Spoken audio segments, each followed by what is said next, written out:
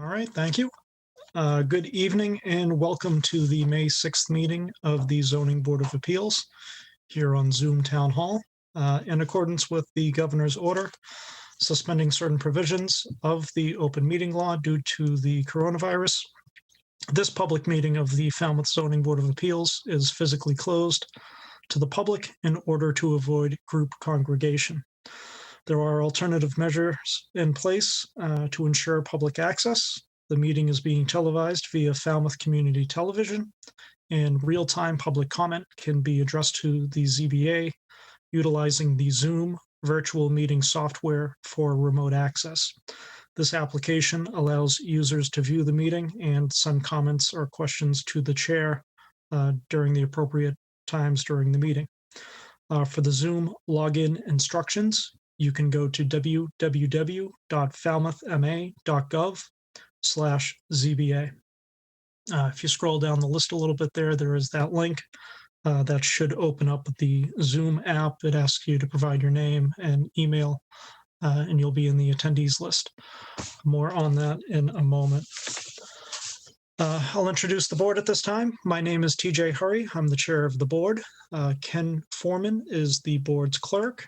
Ed Van Kuren, who I suspect will be joining with us momentarily, is a full voting member. Scott Zielinski is a full voting member as well. Mary Berry is an associate member. James Morse is an associate member. Also with us tonight is Noreen Stockman, who is the zoning administrator. Ashley DeMello, who is the recording secretary for the night. Also with us from the Falmouth IT department, and thank you very much for everything you do, Justin. Justin Shanahan from Falmouth IT and our friends at FCTV are helping us stream live on the internet and on FCTV as well. So thank you all for everything that you do. The Zoning Board of Appeals is charged with applying the zoning bylaws for the town, and we consider requests for special permits, variances, and appeals as provided in the bylaws, which have been approved by town meeting and the Attorney General's office for the Commonwealth. All decisions the board makes are made through the public hearing process. The board's goal is to hear testimony from the applicants and from the public, and to allow a full and fair discussion of the project prior to rendering a decision. To begin each hearing, the clerk will read the public announcement of the hearing and then present any pertinent information from the file, such as referrals from town departments and summarizing correspondences to the board. The applicant or the applicant's representative will then have 15 minutes to make a presentation, and time may be extended by vote of the board. The board will then question the applicant, and the public will be invited to comment as well. Again, public comment can be used by utilizing the Zoom virtual meeting software. Again, the address for that link is at www.falmouthma.gov/ZBA. During the appropriate times for each hearing, the chair will open it up to public comment. We ask you to click the raised hand icon using the Zoom virtual software, at which point the chair will recognize that person. You will be elevated. We ask you to please provide your name and address for the record, along with any question, comment, or concern that you may have. Public comment should be directed at only the project itself. We ask you to please refrain from making any personal or derogatory statements. Public comment can be an opinion in favor or in opposition, or it might just simply be a question about the nature of the project. And the chair will limit discussion in the interest of time in the event that comments become repetitive. As for closing or continuing the hearing, when the board is satisfied that enough information has been presented by testimony and in the file to make a decision, by motion and vote of the board, the hearing will be closed. And the alternative, we may continue the hearing to a future date and time certain. After a hearing is closed, no more testimony may be taken. And as for board discussion and decision, the board may then further discuss the project among ourselves and make a motion to deny or approve would be made and voted upon. Such a motion will include a summary of key findings and conditions. An affirmative vote of 4 members, which is a supermajority, is required for approvals of motions on special permits, variances, and appeals. A split vote, such as a 3-2 vote, would be a failure to carry and would result in denial of the project. Under Massachusetts general law, if a special permit is denied, the applicant cannot return to the board for 2 years unless the project is substantially different. Okay, so turning to the agenda for the night, we do have Chairman, Yes. just a point of order. Are you suggesting that I should be acting as clerk tonight? Because normally I'm. No, Bob's, you'll be. Bob's the clerk. You introduced me as the clerk. Oh, I am so sorry, Ken. But I don't see him here. Is he here? No, so I'm sorry about that, Ken. Ken, of course, is the vice chairman. My apologies, Ken. You have not been demoted in any way, shape, or form. It's not a demotion, but it is more responsibility. So. No, you don't have that responsibility, especially being in Chicago. Bob cannot make the meeting tonight, and that was a little slip of the tongue there, introducing you as clerk. I was thinking about him not being present tonight, so my apologies. So I am standing in for Bob tonight. No, Noreen is acting clerk, I guess. Okay, well, that was going to be my question, is whether we needed to appoint an acting clerk. Yeah. Right. Okay. All right. So now that that's all taken care of, we do have public. You had me scared. No, I'm sorry, Ken.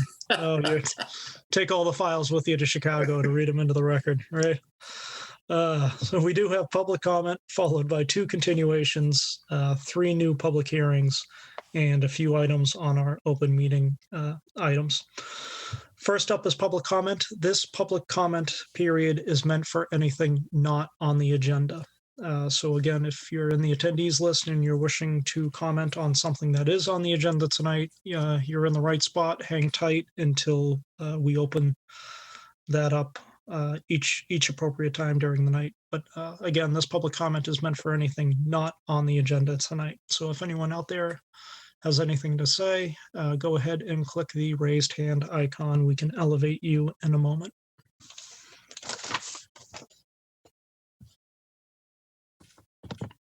And while we're waiting for that, I can see, Noreen, you provided the phone number for Ed to call in. I guess he was having troubles logging on. So I was hoping maybe Justin might be able to reach him. Oh, okay, dude. Give me 1 second. Let me get his. Sure. Thank you, Justin. And that's to provide technical support. I didn't know if Ken was, I'm sorry, if Ed Yes. was calling in. Yeah, Ed was trying to get in, but he somehow got caught up somewhere. Okay. I am ready.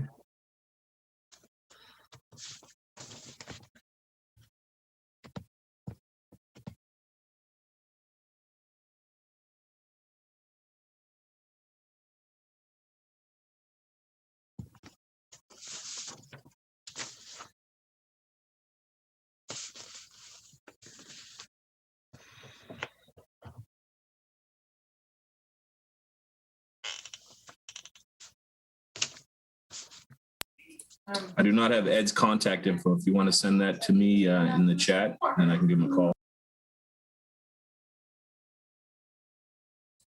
I did put it in the chat. I don't know if it's not maybe coming up for you. Okay.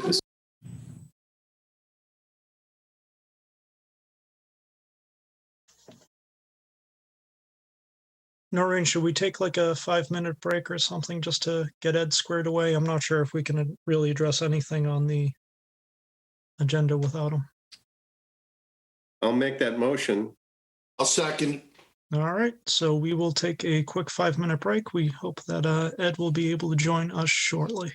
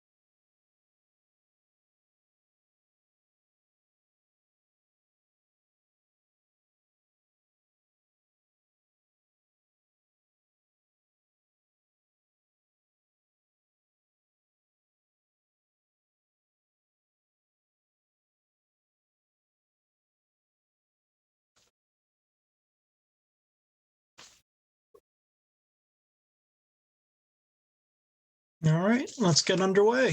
Noreen, just quick question about procedure with the open meeting law and being Zoom. I guess Ed just has to acknowledge that he's participating via telephone, but he can hear us and he can participate. Is that, Yes, my that's basic, fine. Yep. that's my basic understanding. Yep. All right, so Ed, we have a good connection, is that correct? Yes, All right, and you can participate in the meeting via telephone. yes. Fantastic. All right, so I think we have our bases covered there. We'll move on to our agenda. First up, we have are the continuations, starting with application 13-21, Cove Cottage LLC, 24 Reed Path, also known as 98 Sea Pit Road in East Falmouth. And if we could elevate Attorney Ament, please. I believe he's in the attendees list.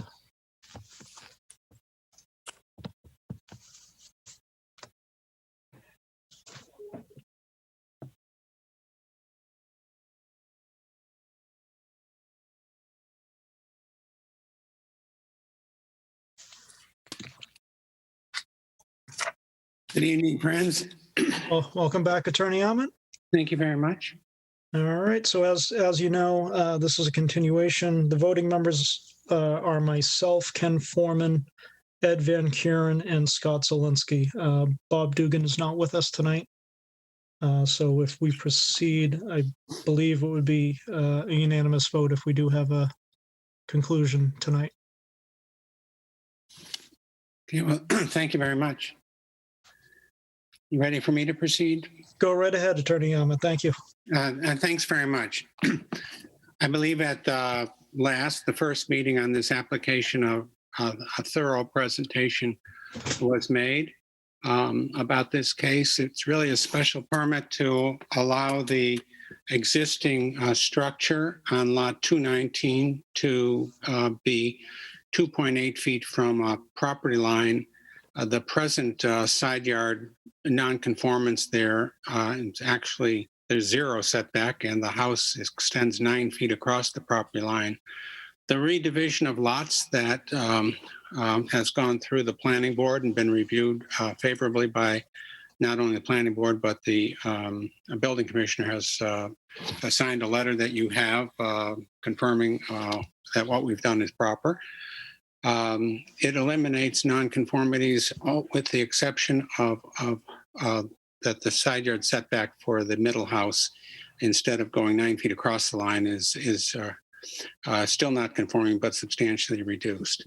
And one of the great benefits of the redivision of lots is to provide a good location for a septic system for the adjacent lot 218, which the planning board is requiring to be a denitrification septic system.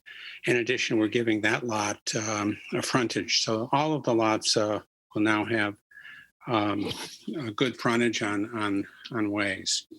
I believe that the only question that the board members had and was raised by Mr. Dugan was a wish to have a parking plan that showed the access to the properties and the location of driveways, curb cuts, and parking. And so we did submit a plan with all of those details.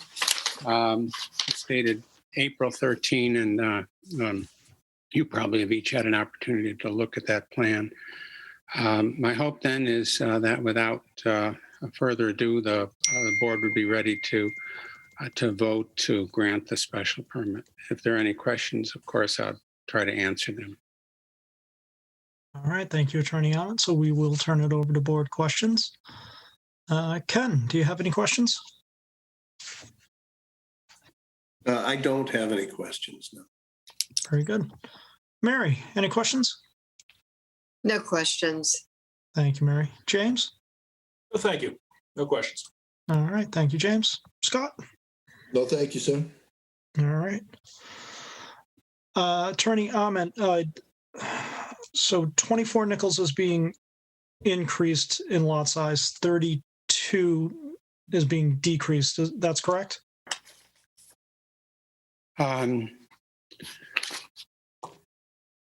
I think you said 24 Nichols, and I think you meant to refer to 24 Reed Path. I'm sorry, that's correct. The main change is that the existing southernmost lot, which had only 16,000 and some square feet, that's being made larger. And the smallest lot's now at the corner of Nichols Road and Sea Pit.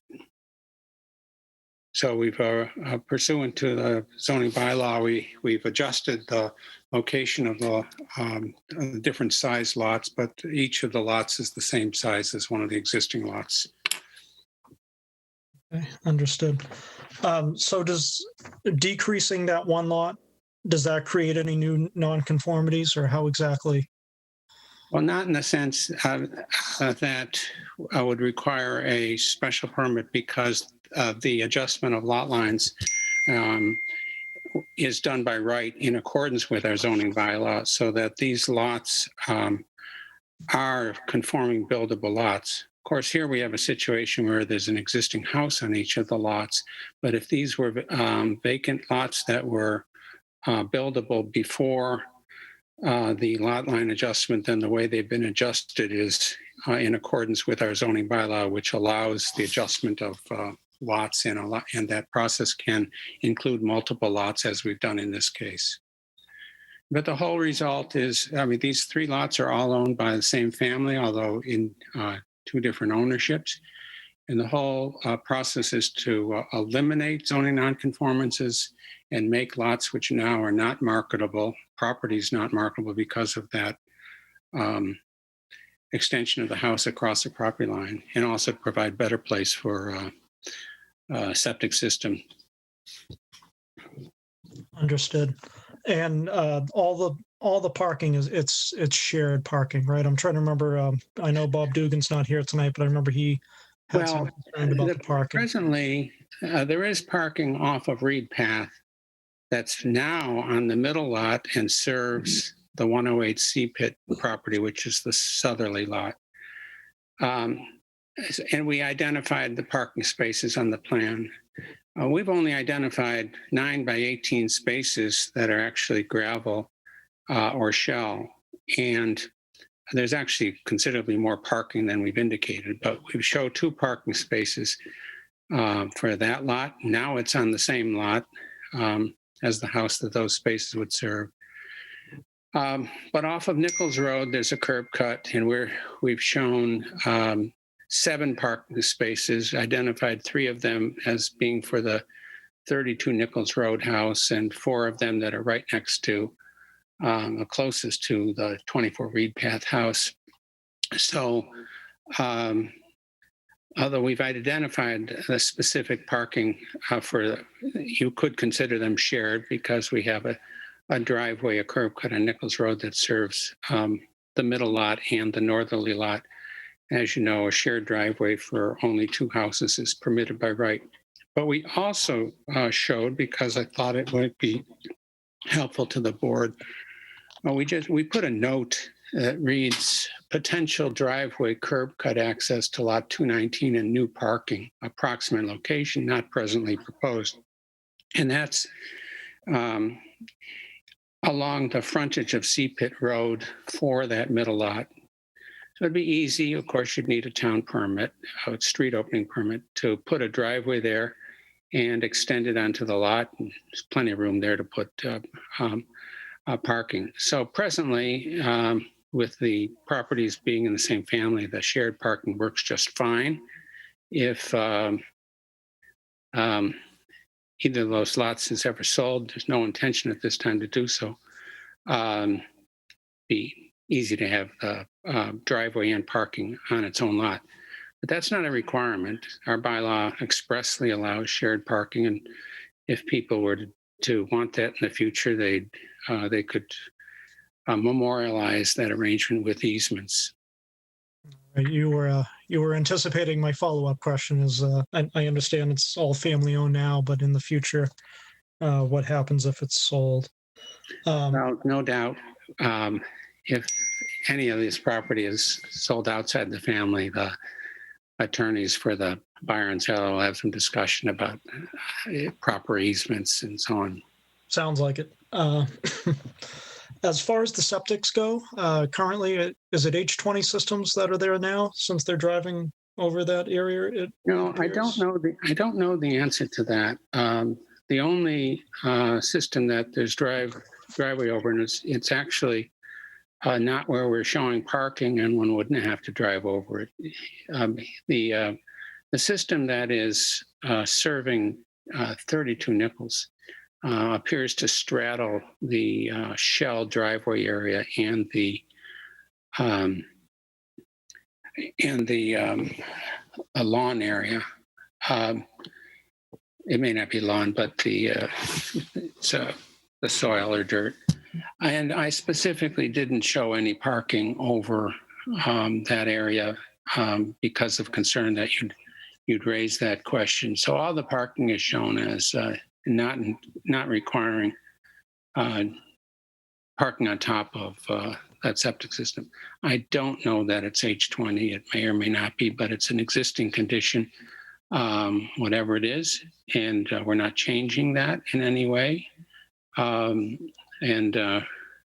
Really, the special permit is only for the setback of the middle house, the 24 Reed Path house, from that property line. Okay, that does it for me for now. Any follow-up questions from the board? All right, we'll turn it to public comment. If there's any question, comment, or concern regarding this project, go ahead and click the raised hand icon, and we will elevate you shortly.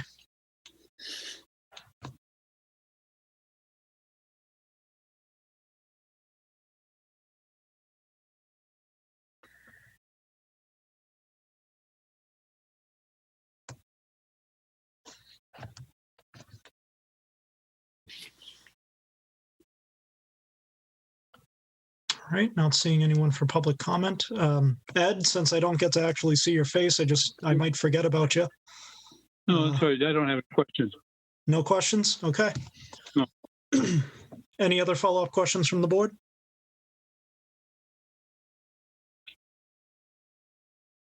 Well, you did raise an interesting point about that one septic system. I guess that's at 32, right? I mean, the way to remedy that, if it's not H20, would be to ask them to landscape over the full extent of it. It seems to me.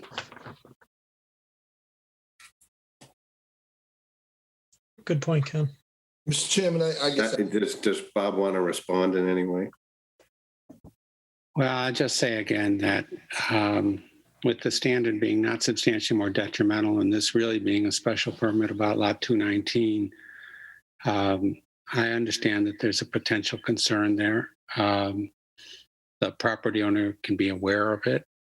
But I think that for the board to insist that that's a requirement to grant a special permit for the middle lot,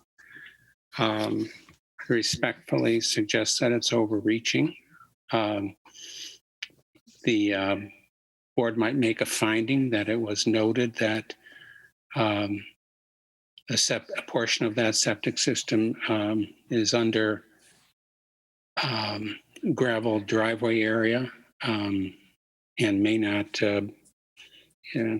be H20. It could be a finding by the board. It puts the property owner on notice. I think that's a fair result. Okay. Scott, did you have anything? Yeah, on the plan, it says it's only an approximate location of the septic system per town record. So it's not even accurately depicted here. Yeah, it's of course typical. The engineers take that information from the town records. There's an as-built plan in the town, but those are never, I mean, they're not exact. They usually are not exact, I don't think. And you're right, Scott, that just a very little difference in what the actual location is could mean that any parking is only over gravel and not the SAS itself. Or vice versa. Say again? Or vice versa. No, that's right. That's right. That would be true in any case. Yeah. I certainly would be more comfortable if something was written into it where it was more accurately depicted, or they went out there and found the corners of it to at least let us know where it was. I mean, that testimony came from you, Attorney Ahmed. You're the one that brought that up. I'm not sure what you're referring to, Scott, but I'm talking about the septic that Ken has a little concern with, and after looking at it, you yourself through testimony says it straddles the driveway. So at least 50% of it through your testimony is in the driveway. All I'm asking for is some kind of verification that it is. and when you ask that there perhaps be landscaping over the system, are you talking just about the leaching components or the gravel around it as well?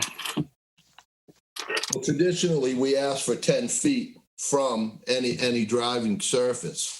That's stone and the concrete, Attorney Ahmed.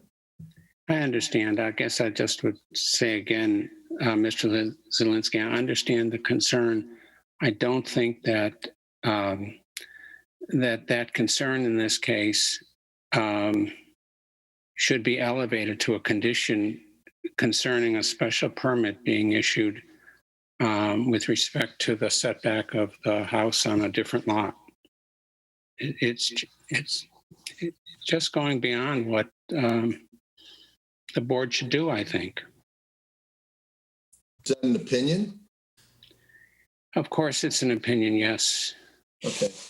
Thank you. But I also think that I don't think that the existence of that septic system in that approximate location, even if it is under the driveway, could possibly be elevated in terms of a adverse impact to change the calculation you must make that the benefits of this, that there aren't detriments to it, that it's not substantially more detrimental. Look, we can certainly, it looks like we could make that change. And we certainly would do that if the board felt it was appropriate to make that requirement. It's my opinion, and I think it's based on law that the board shouldn't go there. But I do think that making the notation is a perfectly good thing to do, and the board has noted the potential issue. It may not be an issue at all.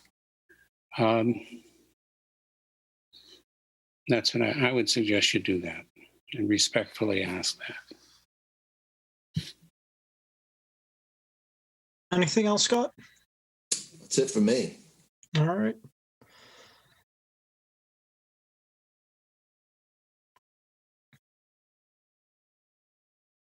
Attorney Ahmed, with and I think it's 32 nickels, with it being decreased so much far in square footage, are there any concerns with lot coverage, particularly with paving parking structure?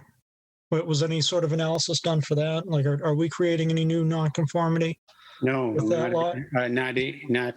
not anywhere near creating such a nonconformity.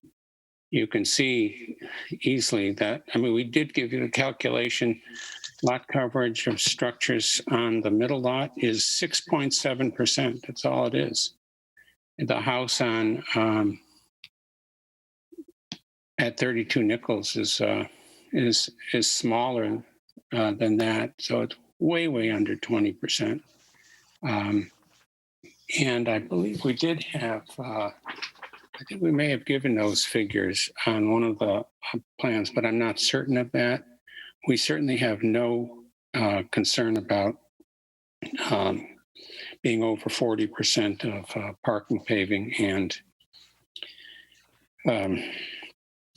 structures. Okay. Any follow-up questions from the board? Anything else, Ed?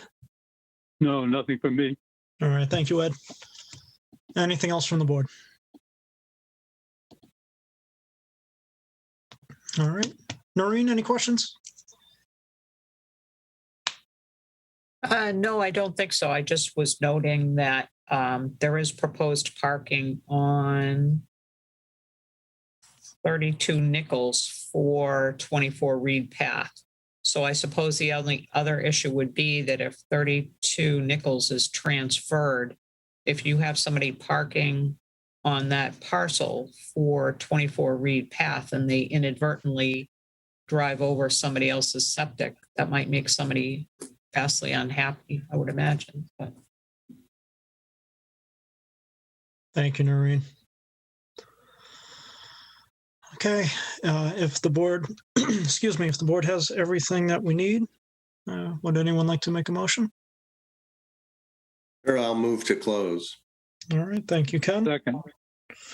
All right, thank you. Would it be fair to ask for discussion by the board before you close in case there's any comments that would be helpful from me? If you'd like to, Ken, would you like to withdraw that motion? Would you like to have discussion or? Oh, Ken, you muted yourself. Oops, whoops. Why don't we delay the vote and have the discussion? How about that? All right, fair enough. So Ken's withdrawing his motion for now. Would anyone like to start us off with a conversation about the project?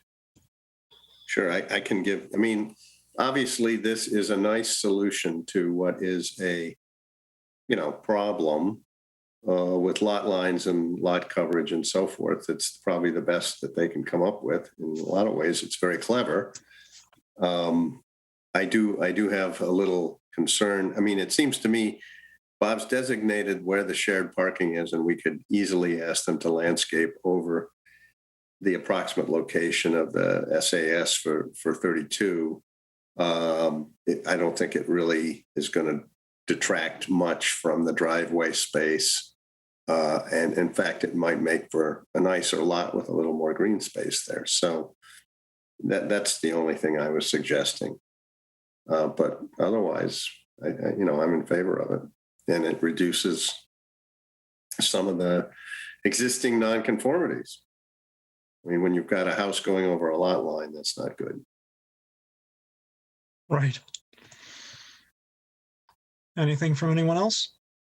I agree with Ken for the most part. I think it's a small ask to put some landscape. We're not asking them to move it. And I don't prescribe to the argument that we're only asking for one thing on a special permit and everything else is supposed to be off the table.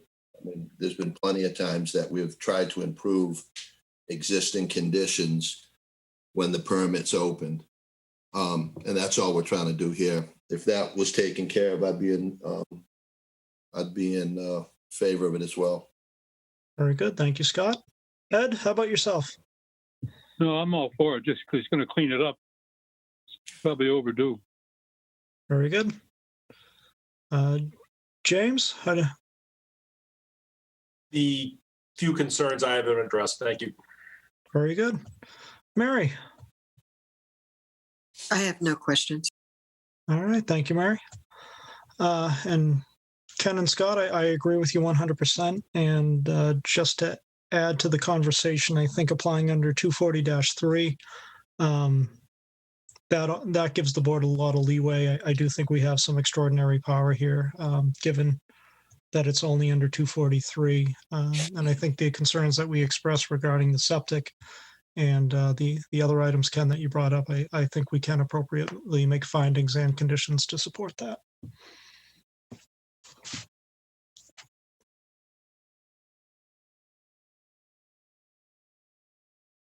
In that case, can we, do I need to remake that motion to close? Well, Why don't you go does ahead with Bob that? have it? Let's first ask, does Bob have any thoughts? Because that was why we didn't automatically close. Well, of course, I can read the votes, and I appreciate the result. I would simply suggest that the condition provide that unless it is determined that the driveway area is not above the SAS as shown on the plan, then the area shown shall be landscaped. I have no problem with that. We could even add, or if you can show it's an H20. Yeah. Well, let's see, that's the SAS, so it's not that, Scott's Right. the expert on this. It's not the tank itself, so H20 is not relevant. Is that correct, Scott? Well, it's still in the driveway. You either got to have SAS if H20 in the driveway as well, whether it's the SAS or the tank. But I understand and appreciate your feelings about it. And so if that's where the system is, that's what we'll do.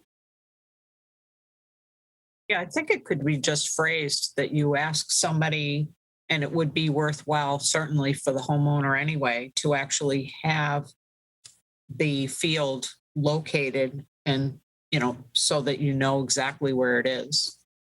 And that way you'll know if it's in the parking area or not and what type of landscape buffer you'd need. Okay. Thank you. Because it was clearly someone's position to put an H20 in lot 218. The new one that's proposed is all H20. Well, we're smarter today than we were many years ago when these were put in. Exactly. Thank you, Mr. Chairman. All right, so motion to close. I'll second it. Very good. Motion to close the hearing made by Ken and seconded by Scott. Roll call vote. Ken? And Foreman, aye. Thank you, Ken. Scott? Scott Zelinski, aye. Thank you, Scott. Ed? Ed Van Kuren, aye. Thank you, Ed. And TJ Hurry, aye. So the hearing is closed. No more testimony may be taken. How would the board like to proceed? So I'm happy to make a positive motion. I'm wondering if we should ask for Noreen to draft the positive motion and then vote on it at the next meeting. I was going to suggest that myself, Ken. I think that might be best, just given the unique circumstances surrounding this application. Yeah, because there's a lot of findings, which There sure are. I am not prepared to recite in sequence right now. We can certainly help Noreen out with that for now, and if we need to add anything, we can definitely do that. So would you like to make that motion, Ken? Yes, I'll second positive. motion. All right, so Ken making the motion to direct Noreen to draft a positive motion to be voted upon at the next meeting. I'm just making sure that we have the scheduling capability for that, Noreen. Yep, so that'll be May 13th. May And 13th. I mean, While it you have shouldn't be. Right. It shouldn't be much discussion required. I think we. No. And I can send the draft presumably out a day or two ahead so that if you have something you see missing, you can also let me know. Very good. All right, so Ken is making that motion. Is there a second? I'll second. Second. All right, I'll give that second to Scott. Sorry, Ed. Let's all help. right. Let's help Noreen out with findings. For So I think we want to find all, the changes to the encroachment, obviously, any improvements to setbacks, to frontage. I mean, I think they've fixed all of these, but it's complex enough that I can't recite what they all are. Right. It's detrimental. It's far less detrimental. All right, 243, application was made to adjust the lot lines to eliminate or reduce the nonconformities, as Ken said.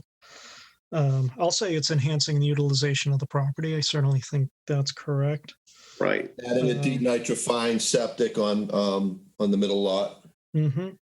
Positive finding by the planning board. Building commissioner signed off on the project. We want to get in there that shared parking situation on the corner of Sea Pit and Nichols. So there's adequate, more than adequate shared parking. Now, Mr. Chairman, what would the language be on the eventuality that it was sold, that it was testimony that the future buyer and seller would have to discuss that? Sure, we can just say that the applicant's representative made representations that it is a family-owned situation for now, but in the event that a sale of one of the properties is contemplated, then they're acknowledging that the parties would have to come to some agreement regarding an easement and the shared parking situation. How's that? It sounds good. Yeah, Fantastic. And then I think we could have a finding that the representation of the SAS shows that it extends into the gravel driveway currently, and there is uncertainty as to whether it is appropriately designed to handle the weight of cars. On 219. On 219. Yeah, Oh, on 220. on Nichols, On 220. 32 Nichols, right? Right. Is that what you're saying? Yeah, that's the one we're all talking about. Right. Right.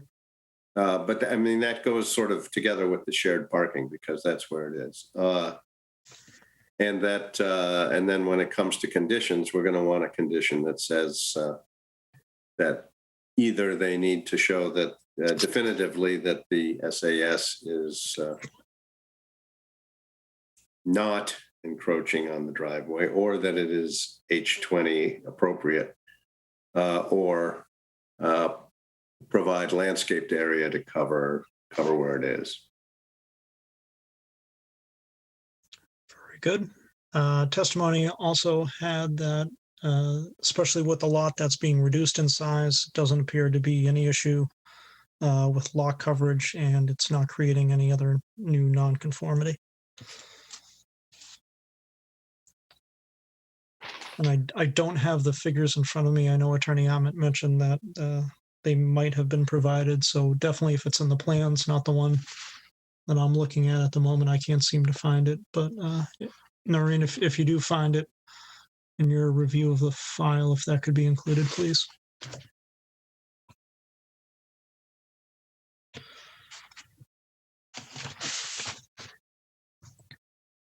All right. Anything else to help Noreen along the way? There's no language about the pier placement or the licensing numbers on any of that falls under our purview anyway, does it? No, Usually selectmen. that would be the selectmen. And they did notate the existing piers with the license numbers. 10-4.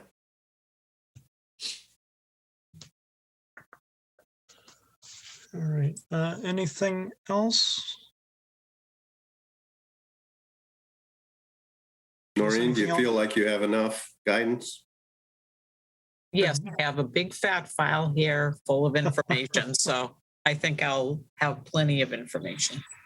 Okay. All right. So if we're all set, that was a motion made by Ken directing Noreen to draft a positive decision for review and possible vote at next meeting. It was made by Ken, seconded by Scott. Roll call vote. Ken? Ken Forman, aye. Thank you, Ken. Scott? Scott Zelinski, aye. Thank you, Scott. Ed? Ed Van Kuren, aye. Thank you, Ed. And TJ Hurry, aye. So that passes unanimously. Attorney Ahmet, thank you for your time tonight. Thank you, gentlemen and ladies. Bye.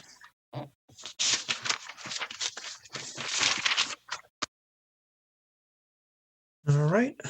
Up next, we have the continuation of application 50-20, Village at Brick Kiln LLC, 511 Brick Kiln Road in West Falmouth. And if Attorney Paul Glenn could be elevated for this project. And Attorney Glenn, there's a lot of attendees out there, so if you can go ahead and click the raised hand icon, we can probably get you elevated quicker. There he is. It looks like he's Paul.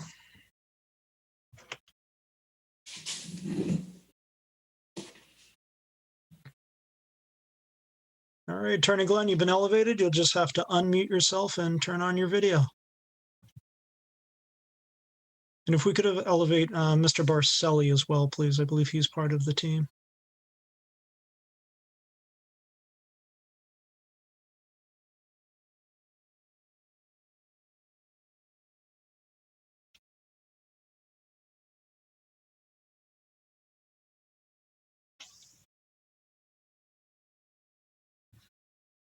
All right, Attorney Glenn, looks like you've been unmuted. Do we have you?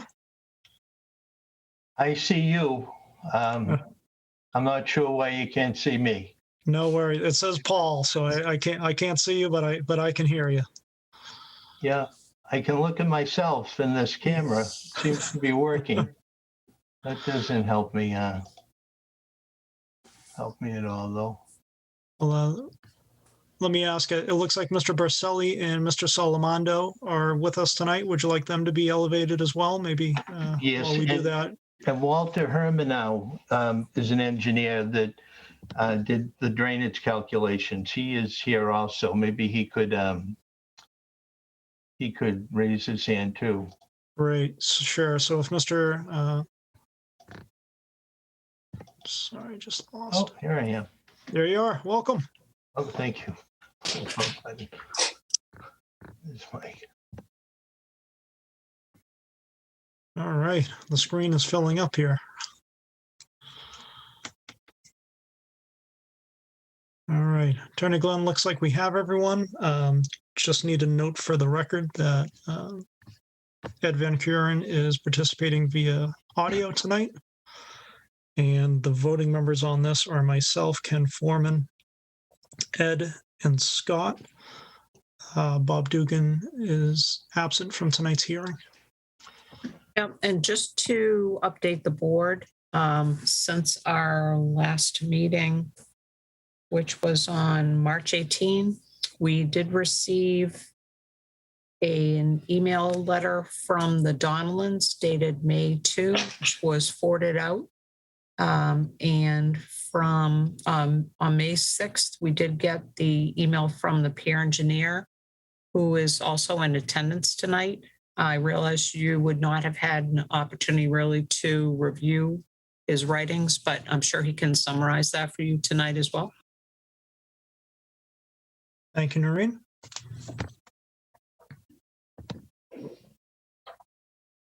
And he's in the attendees list? Yes, so that should be Brian Yurgation. Oh, there he is. All right. If we could elevate Mr. Yurgation, we can really crowd the screen here.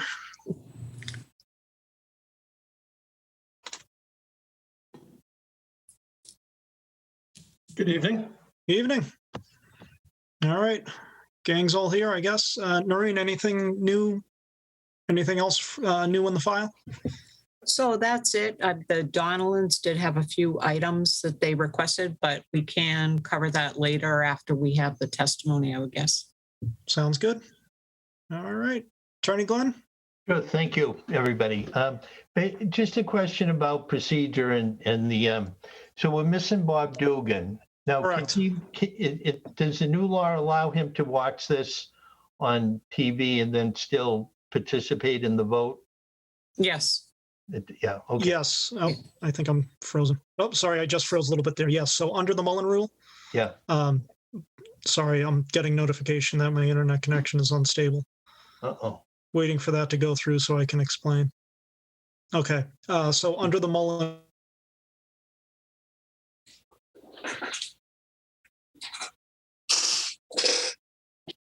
Oh, TJ did freeze. I'm sure he will tell you when he comes back that we have accepted the Mullen role. It has been voted. And so for Bob Dugan to participate, he will review the minutes and view the tape and any plans that were submitted. All right, so thank you for that. Appreciate it there. So would you like me to introduce? Looks like we have TJ back. I'm back and I caught Okay. part of your explanation. Thank you, Yeah. Noreen. I think you picked up right where I was leaving off. So I'm satisfied with that, Mr. Chairman. I just wanted to check on that. Sounds good. Go right ahead, Attorney Glenn. All right, thank you. So this project's been going on for a while. Been some changes. It started out as a 32 unit development and it's down to a 28 unit development. 6.7 acres. It's a little more than 4 per acre that we have here. It's up near the high school in an area that of course is going to be developed a little bit more intensely than another part of town that might be all strictly agricultural. You can see it's happening gradually, but definitely there's a high school football field with lights not very far from here, and not very far, it's one lot over. And then there's the YMCA, which is in the process of being permitted. I'm sure they're going to have quite a parking lot, and they must have very strict rules for a public parking lot like that with regard to lights and other matters. So the area just is being developed. And I think people knew that when we put the high school up there. It's a very appropriate place to have density beyond what's allowed by zoning. Very appropriate place for affordable housing. The people that live there, they really win the lottery. They can walk to high school. The high school has a great adult education program. There's going to be provisions to get there. It's really a great location for this. So there's one neighbor, and I appreciate the time you gave us to get more details with that one neighbor. Mike Salamando has been talking with him for a year. Beautiful spot he has. He's been very careful. He's been very sensitive to the needs of him all the way. And they worked out something. That's what Noreen was referring to earlier. The Donlins wrote a letter earlier this week, just recently, where they expressed the agreement that they made with Mike Salamando, the developer. And there's going to be about 80 feet of fence, less than what was first talked about. And a lot lot has been given to the Donlins. It's a good project. Mike Salamando and Mike Boselli have been working very hard on this. They've tried from the beginning. Mike Salamando spent 6 months doing studies and on part of his pro forma to see if he could possibly do rentals. I think some of the town people were asking him, can you do rentals here?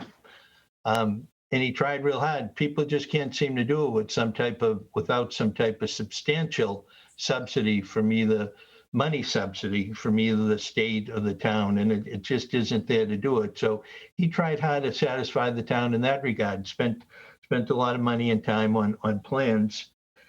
He has added a sidewalk within the development. One or more of the members asked for that. We thought it was a good idea. He changed the bus stop around. That was a great idea by one or more of the board members. We showed in there. Now, when you add a sidewalk, naturally you take away 4 lots and you think, well, we have some more open space. We can reduce now some of the nonconformities. But at the same time, the sidewalk takes up a lot of space, and it really makes it a better project doing this. Adding the sidewalk makes it a much better project, but that's more important than reducing the amount of waivers we're asking for. We do have there are a lot of waivers in there, both from the zoning bylaws and the subdivision bylaws, but that's what works in this location. It's not a square lot. It's more of a long, narrow lot. This works. The 28 lots is an appropriate type of density for this area. And we preferred to create the better project rather than go and try to see if we could reduce some of the waivers we were asking for. So I know we were all anxiously waiting to hear from Brian, who's here. I see him. He sent it there, and that was 14 pages. When I first saw it, it was like, oh my God.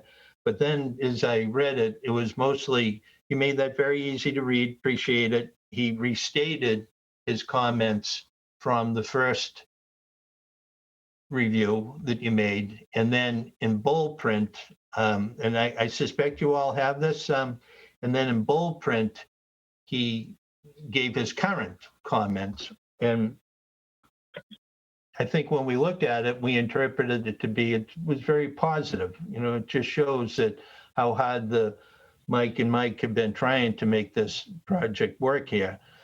I'm not sure, Mr. Chairman, how you want to go forward now with this. Would you like for us to go forward with Brian's, or would you like us to? I'm not sure. There are a lot of things to talk about. I'm not sure what the board is interested in talking about first, or how you'd like us to proceed, really. Sure. Maybe it might be appropriate for Mr. Yagatian to give a summary of his findings, and we can circle back onto your team, Attorney Glenn, if you think that's I think the best way to proceed. Yep. Sure. All right. Mr. Yagatian? All right. Well, good evening, everyone. For the record, I am Brian Yagatian, professional engineer with BSC Group. Working tonight on behalf of the town as their peer review consultant. So since the initial peer review report, my initial review was conducted in January, I believe. So there's been a couple months. And as Attorney Glenn stated, there's been a lot of consultants putting a lot of effort in, doing a lot of work. So I'll just like to start off briefly, tell you some of the documentation that was submitted since then that I reviewed. That would be a letter from Attorney Paul Glenn, which was basically a narrative. Stormwater management report, checklist, revised site plans, pre and post development drainage plans, revised definitive subdivision plan, conceptual landscape plan, and stormwater pollution prevention plan. I'm sure there were some other smaller documents part of that, but those were the gist of it. So I guess what I'd like to do at this point is just kind of give you a quick overview of some of the changes, although Attorney Glenn did a pretty good job with that. And then I'll just go through some of the bigger outstanding comments, I guess. Maybe that's a good way to do it. But so yes, there's been significant changes. We're down from 32 units down to 28. We created a bigger open space. We've added some sidewalk. We've relocated the bus shelter, all positive changes. Let me just go through the applicant has submitted a very detailed list of waivers from both the subdivision regulations as well as the zoning bylaws. And I have, made comments throughout the letter, which some of them perhaps aren't necessary. Maybe there's some others that should be added to the list before the project is ultimately approved, if that's the way it's going. One of the outstanding items that I noted is snow management. And as you know, because the project is located in a water resource overlay district, there is no storage of snow containing de-icing chemicals. And plan notes have been added to that effect. But what I haven't seen yet is just a discussion of how is the snow going to be managed? Obviously, there's not going to be any chemicals used, but what's going to happen with the snow itself? So that should be addressed.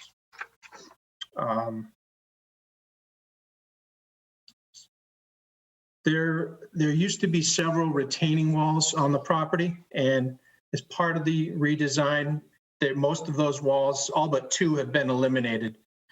Just had a concern, the wall that's behind proposed unit number 21 will have a max height of about 6 feet. So that wall will need to be structurally designed by a licensed engineer.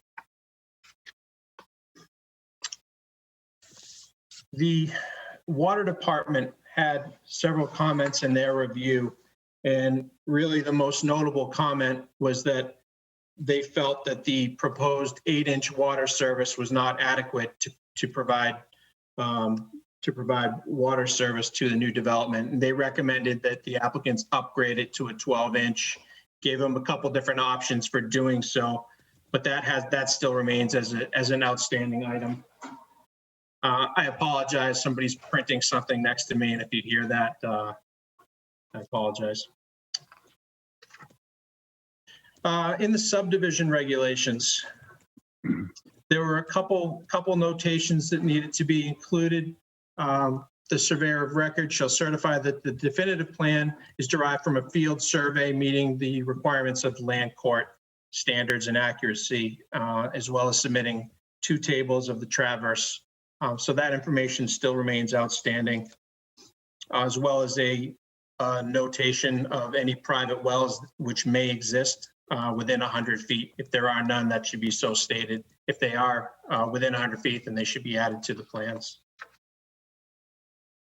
Street signs, they should be, at a minimum, I would expect a stop sign. So the street signs, that's something that will need to be approved by Public Works, so they should be shown on the plans. Street lights, the applicant has requested a waiver from street lights from 305-34. However, I think they may also need one from 305-43. It just refers, it's kind of a technicality, refers to the style of the street lights. I'll let other people can hash that out. Similar relief, the applicant has requested relief from 241-17, which is for the preparation of a landscape plan. However, I note that they did provide a pretty detailed and intensive landscape plan. It's slightly out of date, I noted, because it was before the bus shelter was relocated. I think the sidewalks hadn't been added yet, but I think the gist of the plan is good and it shows the intent. 240-119 discusses the performance standards for the plantings. Either that should be followed or relief should be added to the list of waivers.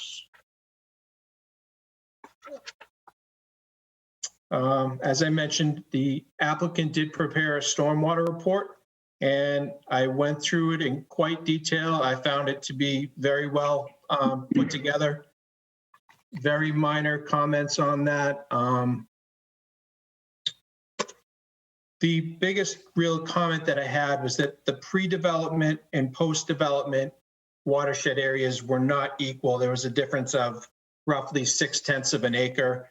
The pre-development drainage area was a little bigger, so that it makes it, if the post-development is smaller, it makes it easier to meet the standard. I don't think they're going to have an issue, but it should be corrected. The pre and post, what are analyzed, should be apples to apples. So that's just a minor correction. Then moving on to conformance with 310 CMR 15, which is Title V, regulates septic systems. I just noted that there are some calculations for the pressure dosing, which will need to be indicated on the plans. I think it's note number 7, where there were a couple blank spaces for the design operating point for the duplex pumps, and the engineer has noted that in a separate email to me, that he's aware of that requirement. They just want to wait until things are a little more certain with the flow rate. So, and that makes perfect sense to me. But it is something that we'll need to see in the end. The other issue is that the test pits, while all the elevations that I had asked for were put on the test pits, still need to see where they are on the plan. I apologize if they're there. I didn't see them though. So again, a minor comment, and that's really the gist of it. So like you said, Attorney Glenn, it is 14 pages, but most of it is rehashing the prior comments. I've found through experience that it just kind of helps when you look back how we got to where we are. So be happy to answer any questions from anyone. Thank you, Mr. Yagation. So we will turn it to board questions for Mr. Yagation. Anything from the board? James, you're right next to me, so I'll start off with you. No? Mary? Yeah, I have a couple. The first one is, I see dry wells for quite a number of the units, but I don't see them for all of the units. And I wanted to ask if that's a concern. And that would be for Brian.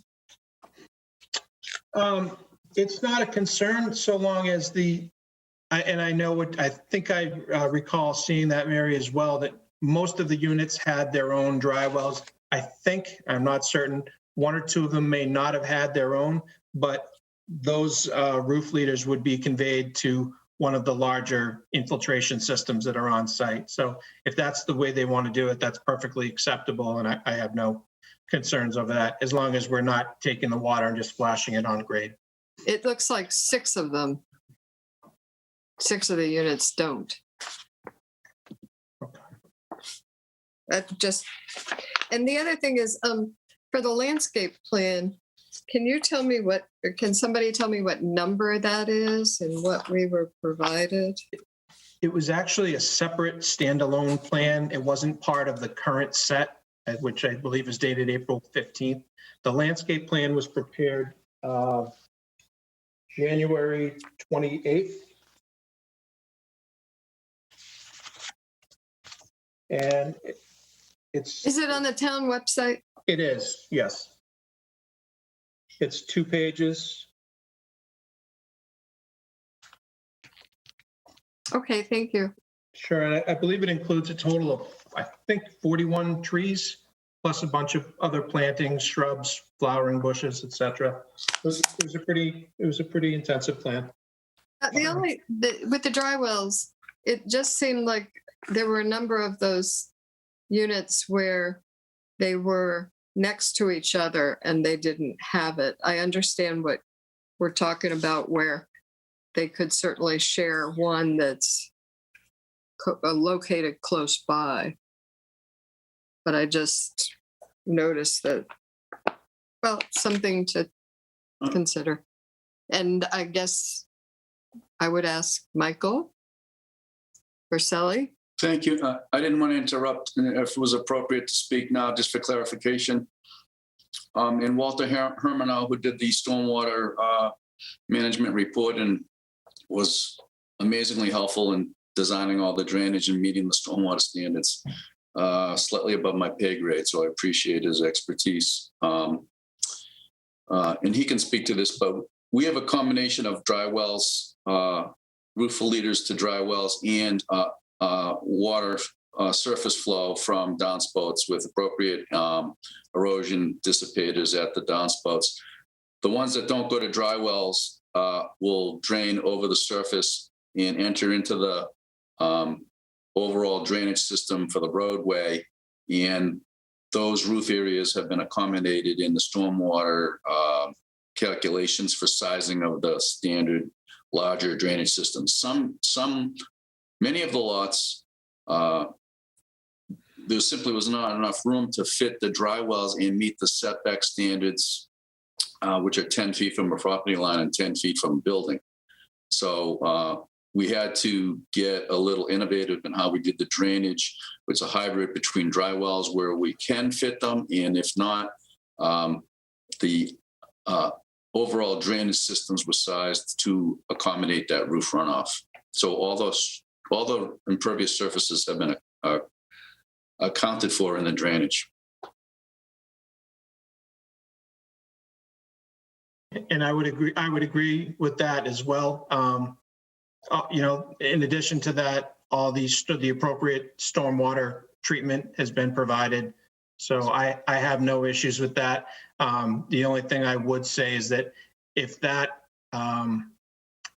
local regulations require conformance with the Mass DEP stormwater management standards, then relief from that should be, requested in the list of waivers, because I don't believe that would technically meet the stormwater management standards, but that's perfectly acceptable, especially given this particular development. I wouldn't have any issues with that. Thank you.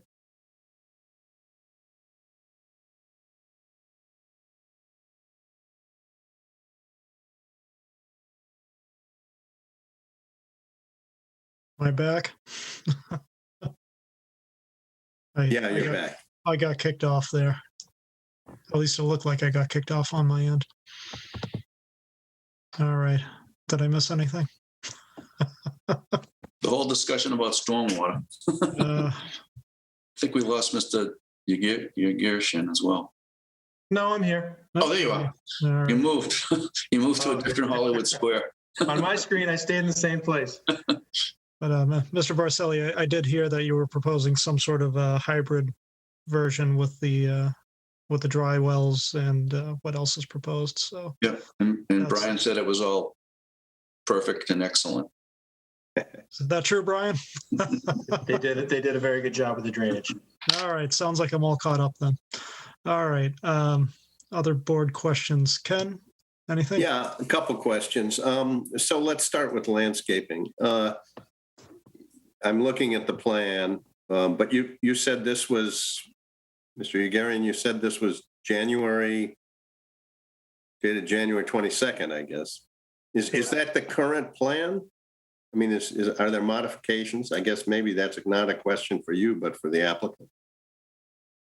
Just to add to Ken's point, I think it's a conceptual plan rather than something definitive. Is that true? I don't think we've submitted anything since January as far as the landscaping plan. It's a concept with writings. We didn't show each bush.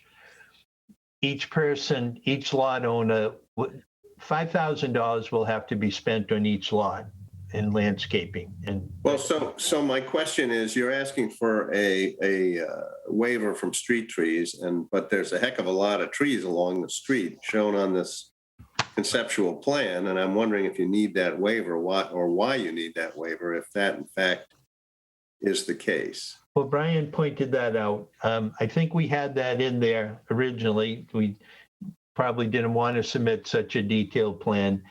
I didn't want to take it out because there's so much in every one of those things, every one of those bylaws, that you could have a different interpretation whether our particular plan met the specific criteria of that bylaw. So I like it in there. I like the fact that Brian likes our plan and says perhaps it's not even necessary.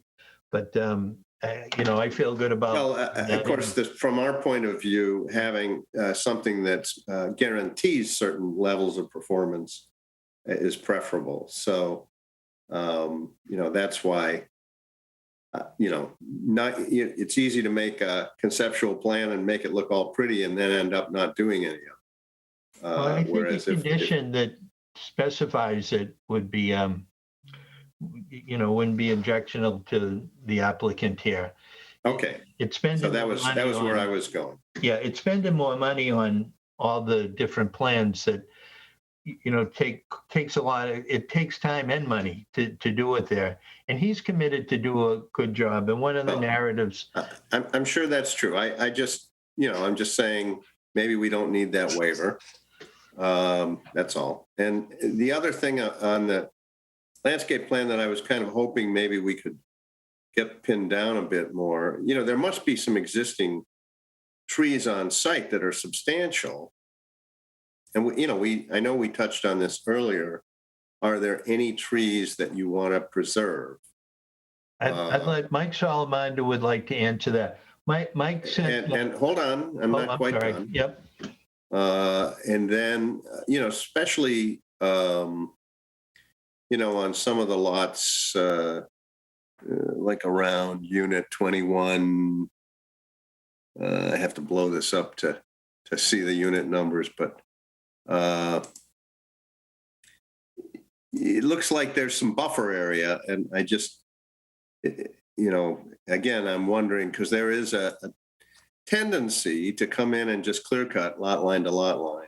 And if we can avoid that, if there's areas where it's possible to avoid that, I guess, create some buffer, that would be nice. And I'm thinking that could be part of the landscape plan, a more definitive delineation of any such buffers.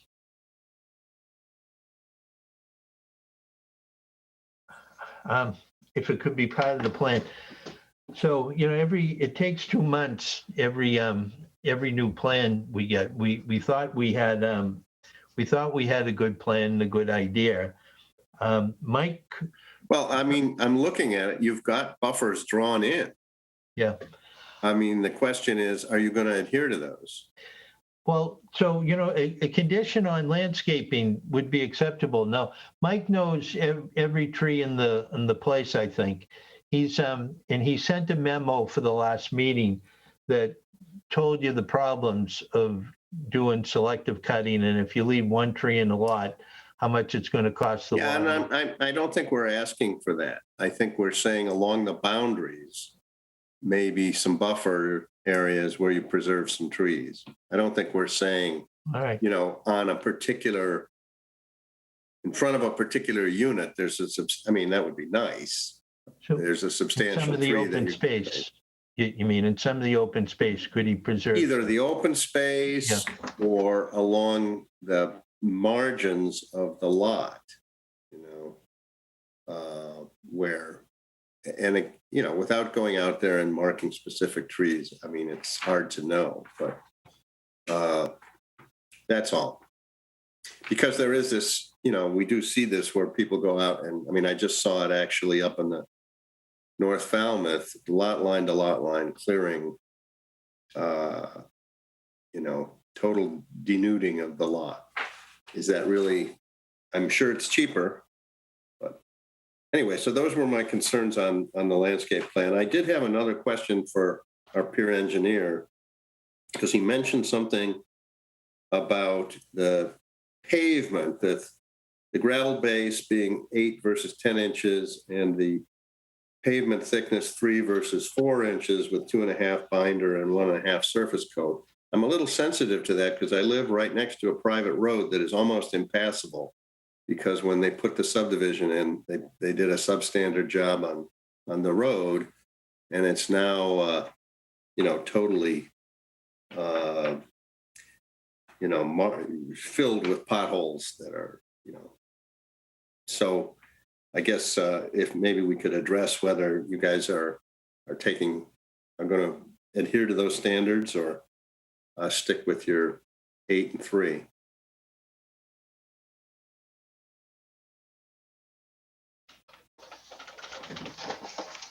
I can speak to that. I think I was led to believe from the updated report from Brian that we had satisfied his concerns. The standard cross section on the drawings now shows 10-inch gravel base, a 2-inch binder course, and a 1-inch finish course of pavement, which is in accordance with the Falmouth subdivision standard requirements for road construction. So I believe it meets the standards. That's correct. If you look on page 8, I made a mistake in my initial comment. I misinterpreted it, but they are correct. It is 3 and not 4 is the pavement thickness. So it does in fact meet the standards for a minor street. Okay, good.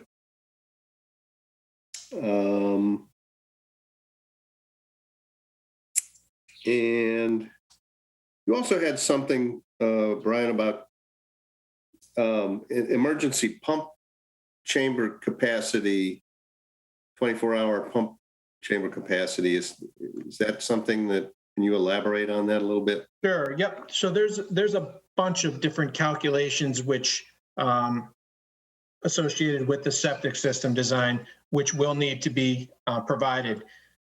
One of them is the pressure dosing, so the design of the leaching field, the size, the diameter of the laterals, the size and spacing of the orifices, that all needs to be shown. And the engineer has indicated that they are going to provide that once they had a little more certainty with presumably the unit count, which dictates the design flow.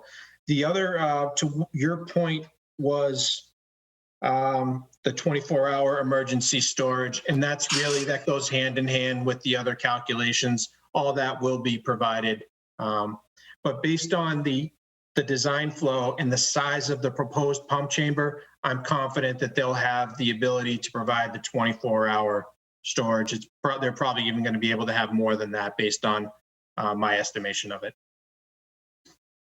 Okay. So I don't have any concerns with that. And I guess one other question for you as peer engineer, I mean, relative to the wildlife corridor, I mean, we do have town of Falmouth land next door. Is there adequate wildlife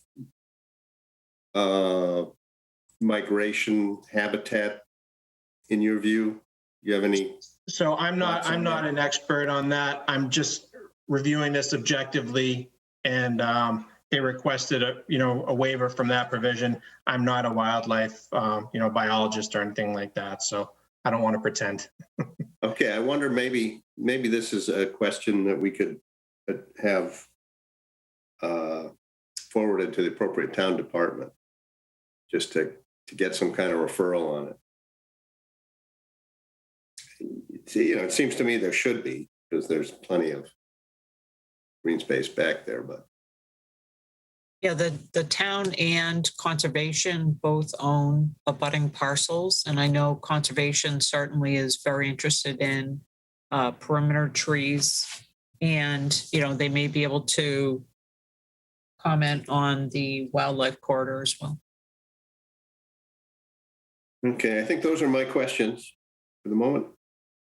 Very good. Thank you, Ken. Mary, do you have something additional?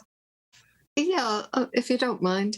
I was taking a look at the concept plant schedule, and I did have one small question, which was in that circle that is at the end, because it's at the end you have to go around the circle to get out. There don't look like there are any plantings there, and I was just curious if for the reason why. And then I had one other question. I might just say them all at once. I think it's very nice to have a sidewalk. I think that's a very positive addition.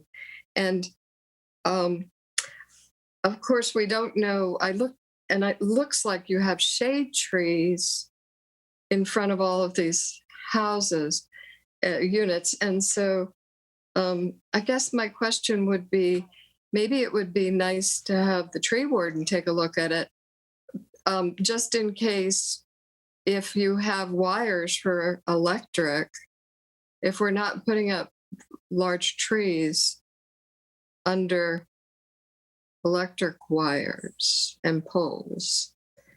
Just a thought. And with that, I don't mind hearing what people have to say. Thank you, Mary.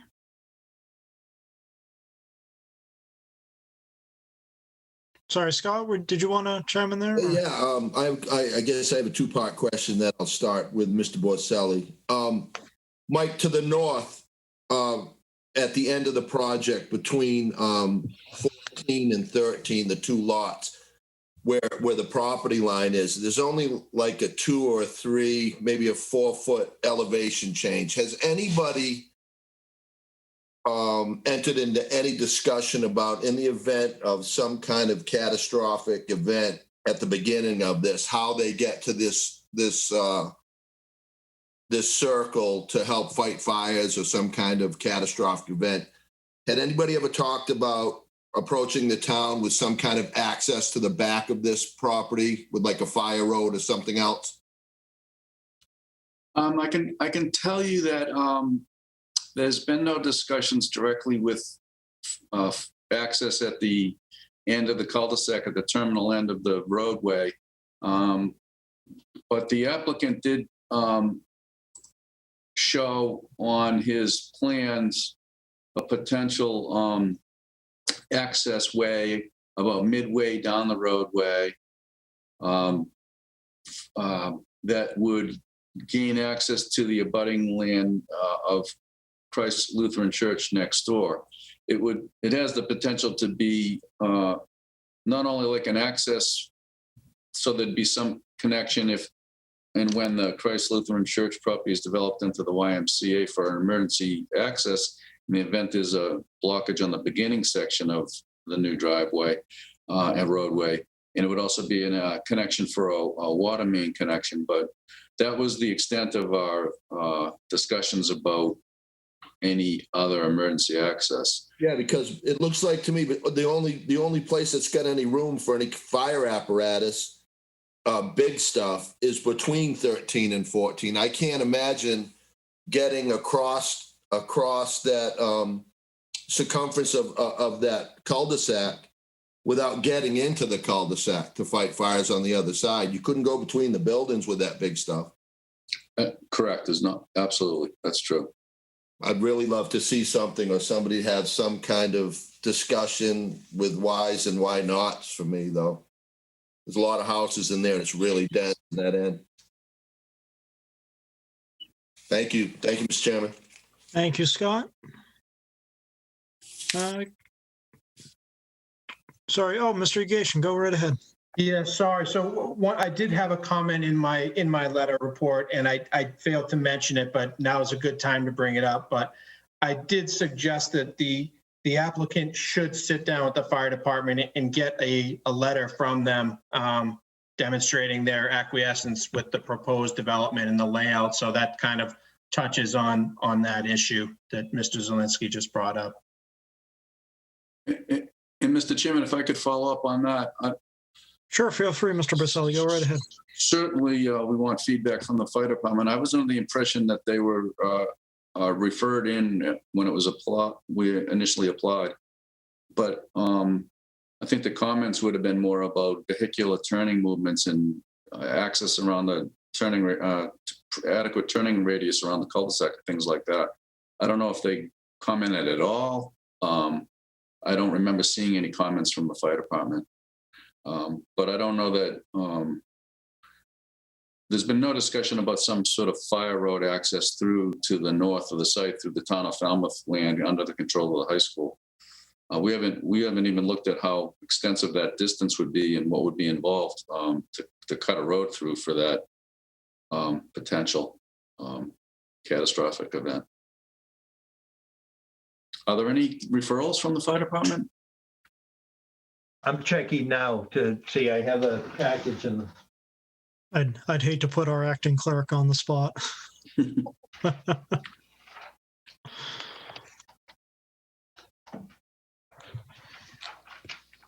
I don't recall seeing anything on the website anyway. I don't either. Which is a little odd. I think I made copies of every referral, and I don't find one from the fire department. But I know they were on the checklist that was. And I think Mr. Salamando has talked with the fire department more than once. I'm not sure why he can't chime in here. There is one on the website. Thank you, Mary.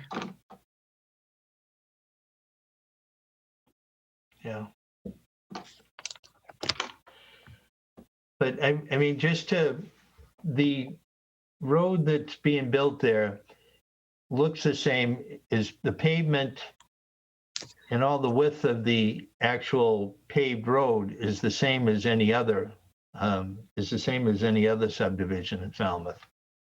So Mike thought that through pretty carefully. And Mike Salamando, I don't know what the problem is, but I'm pretty sure. I'm here. I don't know if anybody can hear me. Sure, we can hear you, Mr. Salamando. Do you have the ability to turn on your video tonight? Well, I'm shared. I must hit Zoom or something. I don't know. So while he's trying to get in, I did find the letter submitted by the Falmouth Fire Department. They did discuss hydrants. They did not talk about turning radius. So I don't know if that's exclusively within their realm or whether that falls within the engineer's review as well to make sure that their vehicles can access that. Mr. Chairman, isn't it in our purview, the ZBA's purview, when assessing a special permit, safety concerns? Absolutely, and I can think of previous 40B applications where the fire department does chime in on exactly that, access to the site and turning radiuses. Thank you. Thank you, Mr. Chairman. Thank you. But Mr. Salamando, if we have you, I don't know if you can Yes, comment on that situation? Excuse me. I'm sorry. No, I did talk to the fire department, but it wasn't involved. It wasn't involved with the extent of the cul-de-sac or the turning radius. We were discussing the height of when we were looking at the mid-rise apartment buildings for rentals that I was working with Mr. Tom Bott with back, and it was 2 years that I worked trying to put those trying to put a development for rental housing. I talked with the fire department about that and access through there, although the depth of the development was just as long, if not longer. And it was more or less in be able to reach 4 to 5 stories with their ladder truck that they have. These here are 1 story and 1.5 story buildings. That really wasn't what we were working with at that time.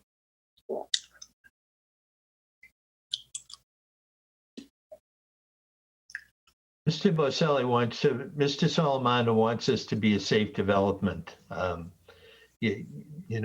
I mean, we did get the referral from the fire department without mention of these issues beyond the fire. Attorney Glenn. Yes. Can you explain to me, if something happens in the entrance to this, how they're going to get to the cul-de-sac?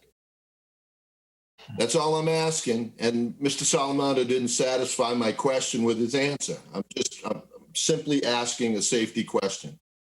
Had anybody entertained coming through the Lutheran church with an easement, or the town of Falmouth, being that this is supposed to be beneficial to the town of Falmouth? Why wouldn't somebody approach somebody from the town of Falmouth to get us the safety access from the back? That's all I was asking. Well, I don't know what would happen. They'd figure it'd be the same as any street. If something happens, how do you get in the street I live in? Something happens, how do you get into my street if it's blocked off? Well, that's why we have length of dead end road limitations and subdivision plans. Yeah. And you're exceeding that. Correct. Well, the idea of a shared emergency exit between the two properties is a good one. The other party isn't part of this. We can't say that we can't give ourselves an easement over the Lutheran development. We can't do that. They're going to be coming before you. The length of this road, I understand there are many roads in Falmouth that are this long, and it's happened before. I wish we could do something like that, but they don't have a development yet. They don't have a development yet for us to make a deal with. We'd be happy to give them an emergency access. They'd probably be happy to give us one, but they're not here.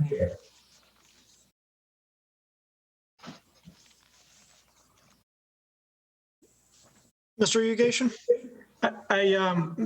I recognize Mr. Zelinski's concern, and while I understand Attorney Glenn's response that, yes, you don't control the Lutheran Church, and if they don't want to play ball, there's no one can force them to. However, you also said that there's going to be a development proposal coming forward there. So I think it's well within, this board's purview to require you to at least provide.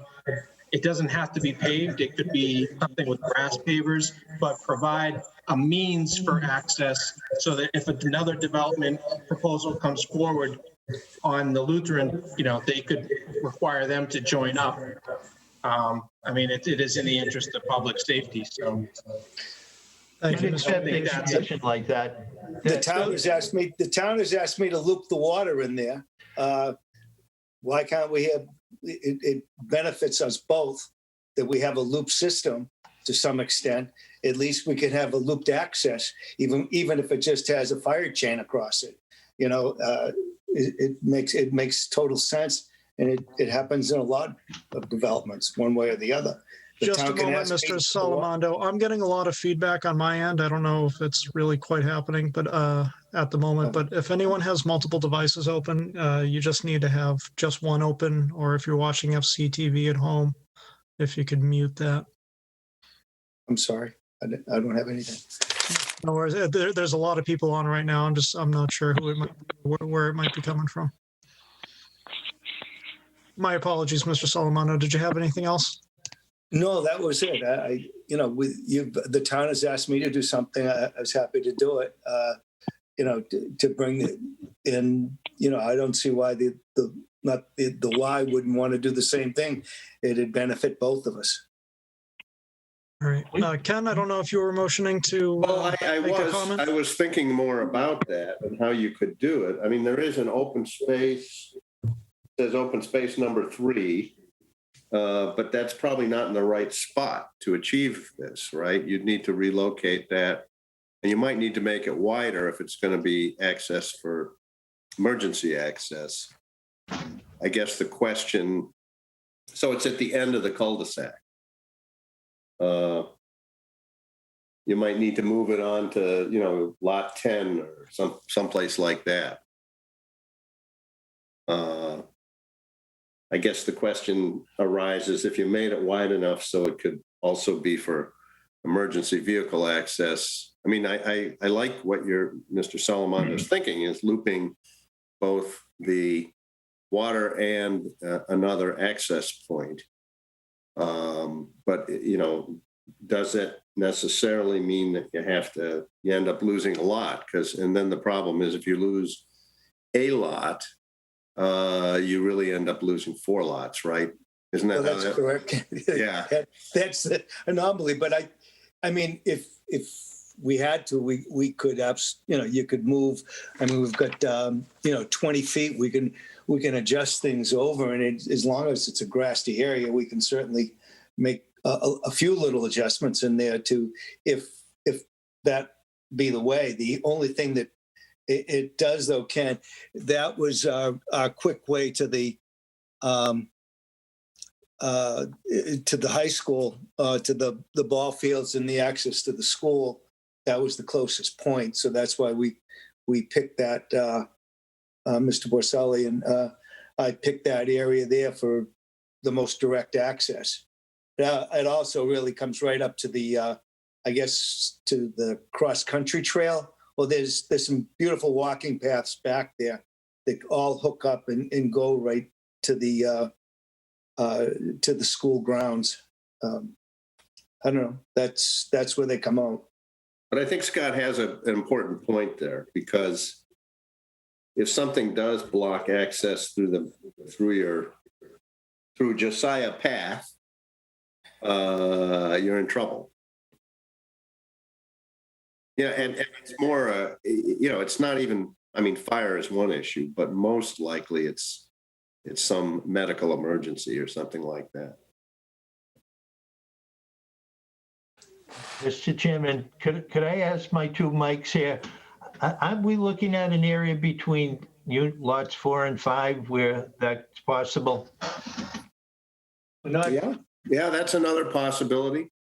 The part up at the end goes to the town of Falmouth. The part between 4 and 5 goes. Yeah, the open space between 4 and 5, that's a good point, Paul. Now, we haven't talked about this exactly, but if the two mics can comment and if it's doable, I think a condition that would say that in the future, we would connect over to there and you're somehow the Y's gonna be coming before you. And if you made it a condition for them too, then they'd have to agree to do that. I don't know why they wouldn't. They're probably very agreeable people, but if you made that a condition, then they'd have to, and it makes sense. You know, and so a We can condition. certainly move it up. We can What? certainly move it up closer to 5 to get the stretch. And the remaining distance is only 300 feet to the cul-de-sac. You know, it certainly shortens it up quite a bit. And with the double access and, you know, I mean, the amount of pipe that it increases between myself and the Y facility is really minimal. It wouldn't take a big difference to do that. You know, I don't have a problem with that at all. And it shortens the cul-de-sac length to close to 300 feet, which is less than the town's. So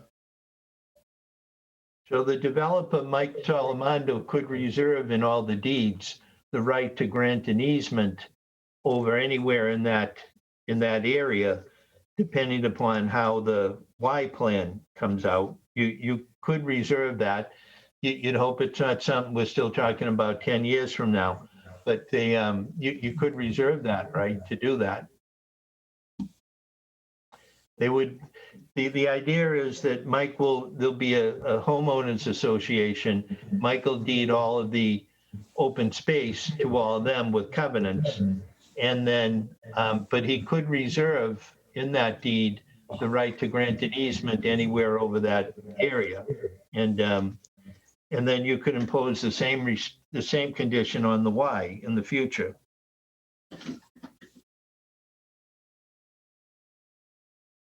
I'm trying to avoid Mike having to do a whole new plan that might get changed when the Y comes in. You know, how wide would it have to be? No, I think you've hit upon a decent idea for doing it. 18 feet is fairly typical. Yeah, 18 to 20 feet is fine. And by the time Mike finishes, it's likely they'll be before you. They've been working on it a couple of years now, too. You know, Mike isn't going to build these all in 1 week or 1 year, I don't think. It's a lot of homes. Understood. So in addition to that access, I think I'm still concerned about the turning radius. If someone could check in with the fire department, you know, it's typical with these applications that the fire department just reviews and, you know, maybe provides schematics or whatever the technical term is. Mr. Chairman, if I could chime in on that, I can tell you that the town standard for a cul-de-sac, the radius of the cul-de-sac is significantly smaller than the radius of the cul-de-sac that we're proposing on the larger diameter cul-de-sac.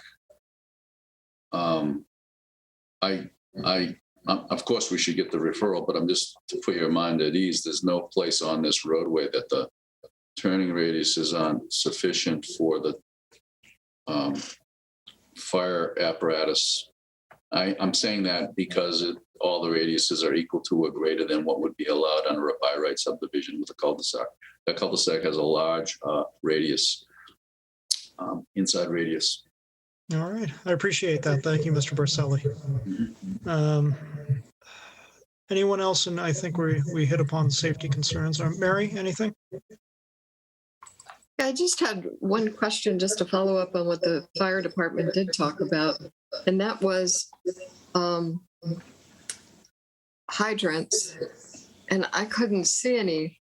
Was there a planned hydrant location that you're going to add? That's kind of what they seem to indicate.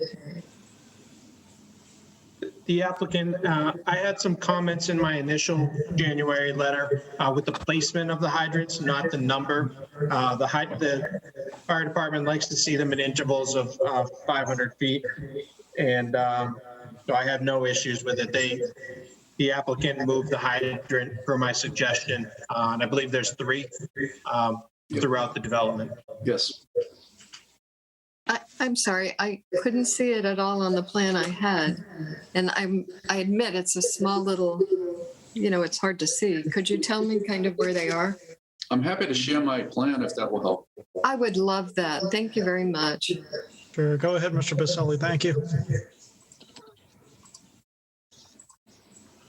Okay, I'm showing you the large scale site plan, and it's broken up into a north and south section, and the water system is shown in blue. So at the very entrance, there's a proposed hydrant. And as you work your way down, you'll see there's a water main that goes through the site. There's another hydrant in this location here. And then I have to switch over to the northern section. That's the same hydrant that I was just pointing to.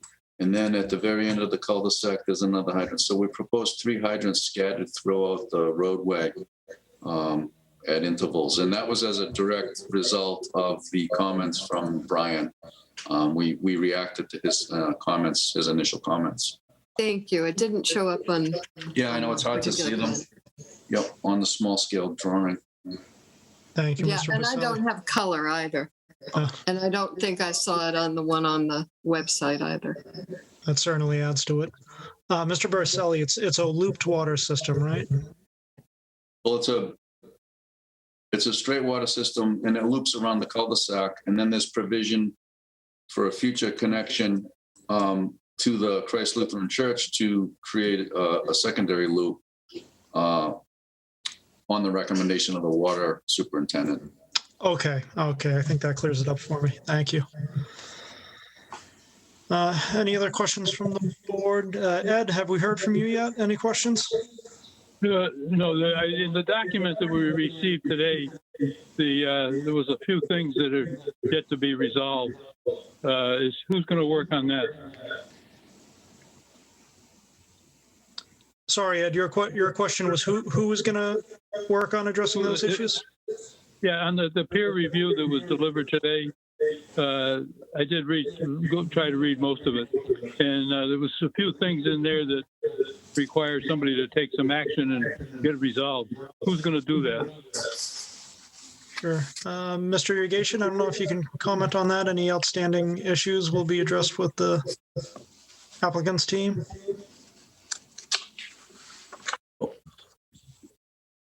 Oh, you're muted. Sorry. Sorry about that. I would assume it's some combination of Michael Borselli and Walter Hermano. Yes. Okay. Yes, I read through the comments, and I understand the outstanding items specifically about the Title V matters. And exactly what you said, we were waiting to see, make sure there were not other significant changes to the layout and the number of units before we gave final calculations. Okay, good. Thank you. All right. Anything else, Ed? No, that's all for now. All right. Thank you. Anyone else? James, anything? Have we gotten to you? No? Okay. Any other follow-up questions from the board? Still getting feedback and I have no idea where it's coming from. Mr. Chairman, to follow up on Ed's question, one of the unanswered things I think we should talk about tonight is trash collection, snow removal, and increasing the infrastructure for the water in the neighborhood. You know, those are the 3 things. I can't talk about them from an engineering point of view, but I know that the town in traditional subdivisions does supply trash removal and snow removal. And it would be really unfair to impose a condition on affordable housing development that they take care of that themselves. You know, it's just like it's almost the opposite should be true. And it would be very expensive and it would fall upon affordable owners as well as everybody. And we can't increase the water infrastructure for the town along Brick Hill Road. You know, it's hard enough, all the details dealing with the subdivision that we're talking about, but we can't do those three things. They're mentioned in Brian's report there, but we haven't really dealt with them.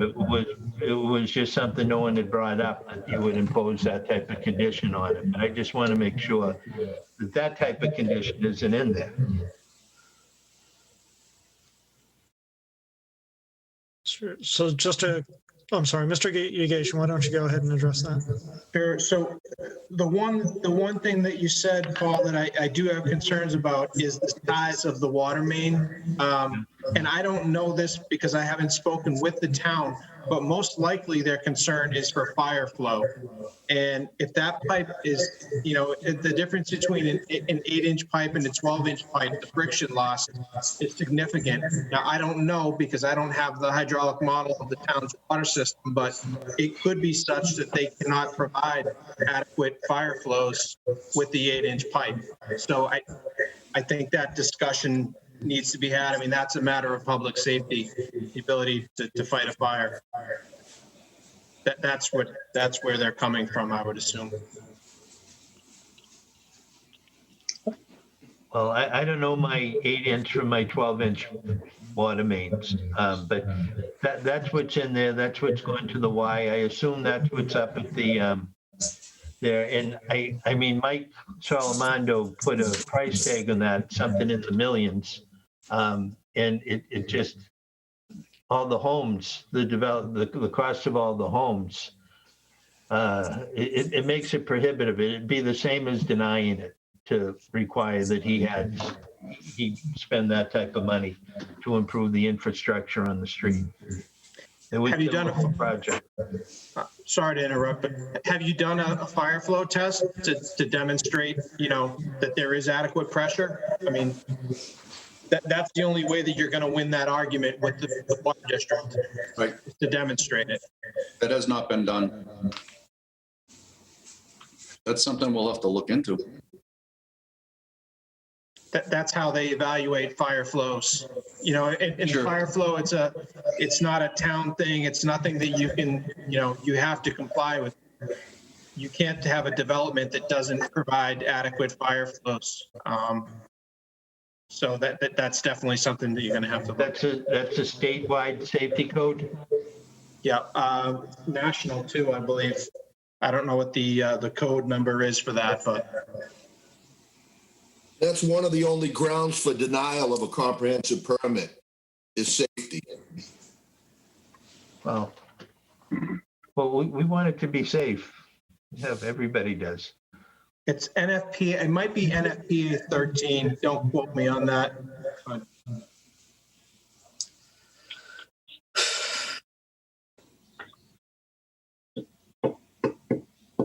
All right. I do have a note in the engineering referral that we got. And they state that snow removal will not be provided by the town. It says here, the highway superintendent has determined that trash and recycling pickup will be responsibility of the owners. So, you know, if that comes from town engineering, I think we would have to check back with them to see if they're changing their mind on that or not. Mr. Chairman, if I could speak to that briefly. Sure, go right ahead, Mr. Baselli. I mean, I appreciate the comment, but there's no basis as to why. It's just a statement. Like they don't speak to a specific requirement or why we're not qualified for trash removal. It's just a statement without basis. Could we ask for the basis for that requirement? Because this roadway is designed to be constructed like any other subdivision road in the town of Falmouth. It has the width, it has, I mean, it's a road. It's unclear why this wouldn't qualify for trash when they pay taxes like every other person in the town of Falmouth. Thank you. And Quite a certainly- road. I mean, it's not 44 feet. It's 22 foot of pavement. No, but the layout. So they're So, saying. That doesn't make a difference. It's that the trash trucks travel not on the Well, layout. that's true. I'll Yeah. grant you They that. travel But on the I'm just, pavement. If they're just making a statement that we're missing the road layout width by 2 feet on either side, therefore all these people don't get trash pickup, I don't get that. I think they should have a basis for and justification for it. that's fair. And just let me add, it's a comprehensive permit. You don't have to follow, this board is the quasi judicial board. You don't have to follow everything the town tells you. You know, if it's a national safety issue, or even a statewide safety issue, that's different. But the idea of the town DPW determining who gets to have trash pickup is not part of the comprehensive permit, you know. Well, so- I just don't know if the zoning board can compel the town to do something. We are approving your project, but if the town says we're not providing, because of the location or whatever, I agree, they need to justify it. So that would be our argument. Well, but as long as you don't put a condition in there that says there won't be any, we're satisfied with that. And if somehow DPW wants to pick on this street, that's our battle we'll have to fight later, I guess, right? I agree, Attorney Glenn, and Mr. Brusselli and Attorney Glenn, good points on that. So I agree. I think the town does owe an explanation to you regarding that aspect of the project. But just trying to move it along, maybe it's best to turn it to public comment. So if anyone out there has a public comment, question, comment, or concern regarding this project, go ahead and click the raised hand icon, and we can elevate you in a minute.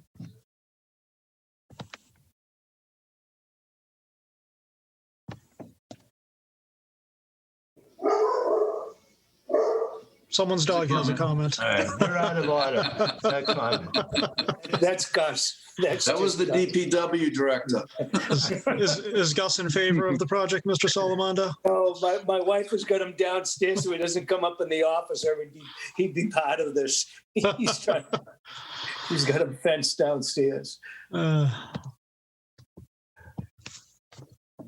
All right, not seeing any public comment. I'll just give it one last minute here. Any public comments at all, go ahead, click the raised hand icon, and we will elevate you shortly.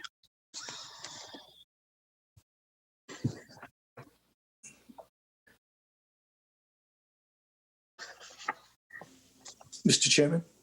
Yes. While we're waiting for someone to chime in, I just wanted to let you know I did meet with again with one of the Denolans, my next door neighbors, and we did come to an agreement on some of the fencing that we're going to put in, and we walked the line. And I was just wondering whether anybody in we got together and we both agreed on some screening that would be done with plants and other screening that would be done with a fence. And it's not 375 feet, it's 80 feet. And we're going to fill in with plants on any other areas we both mutually agreed to. So we did send you a quick draft and Mike did put it on a plan of what we suggested. I did see a note from the family depicting what we agreed to. Great to hear. I did see letters in the file and a description of what was being proposed. So thank you for doing that. And to that point, and I'm not seeing any public comment at the moment, but any follow-up questions from the board regarding that aspect of the project, the agreement with the immediate abutters and the screening? All right. I think it speaks for itself at the moment, Mr. Solomondo. Thank you. So back to the board. Any follow-up questions at all regarding the project? Gus has a few more comments. Anything else from the board?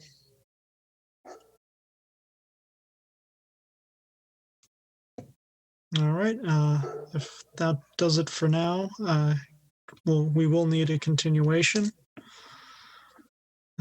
Let's see here. Noreen, what would we have as the I next would. best available day? Yeah, I guess I would propose June 17th.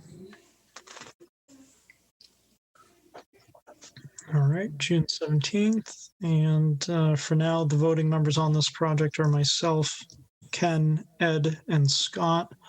And Noreen, you did note while I was paused that if Bob was to participate, he'd have to complete the requirements of the Mullen Rule in order to continue.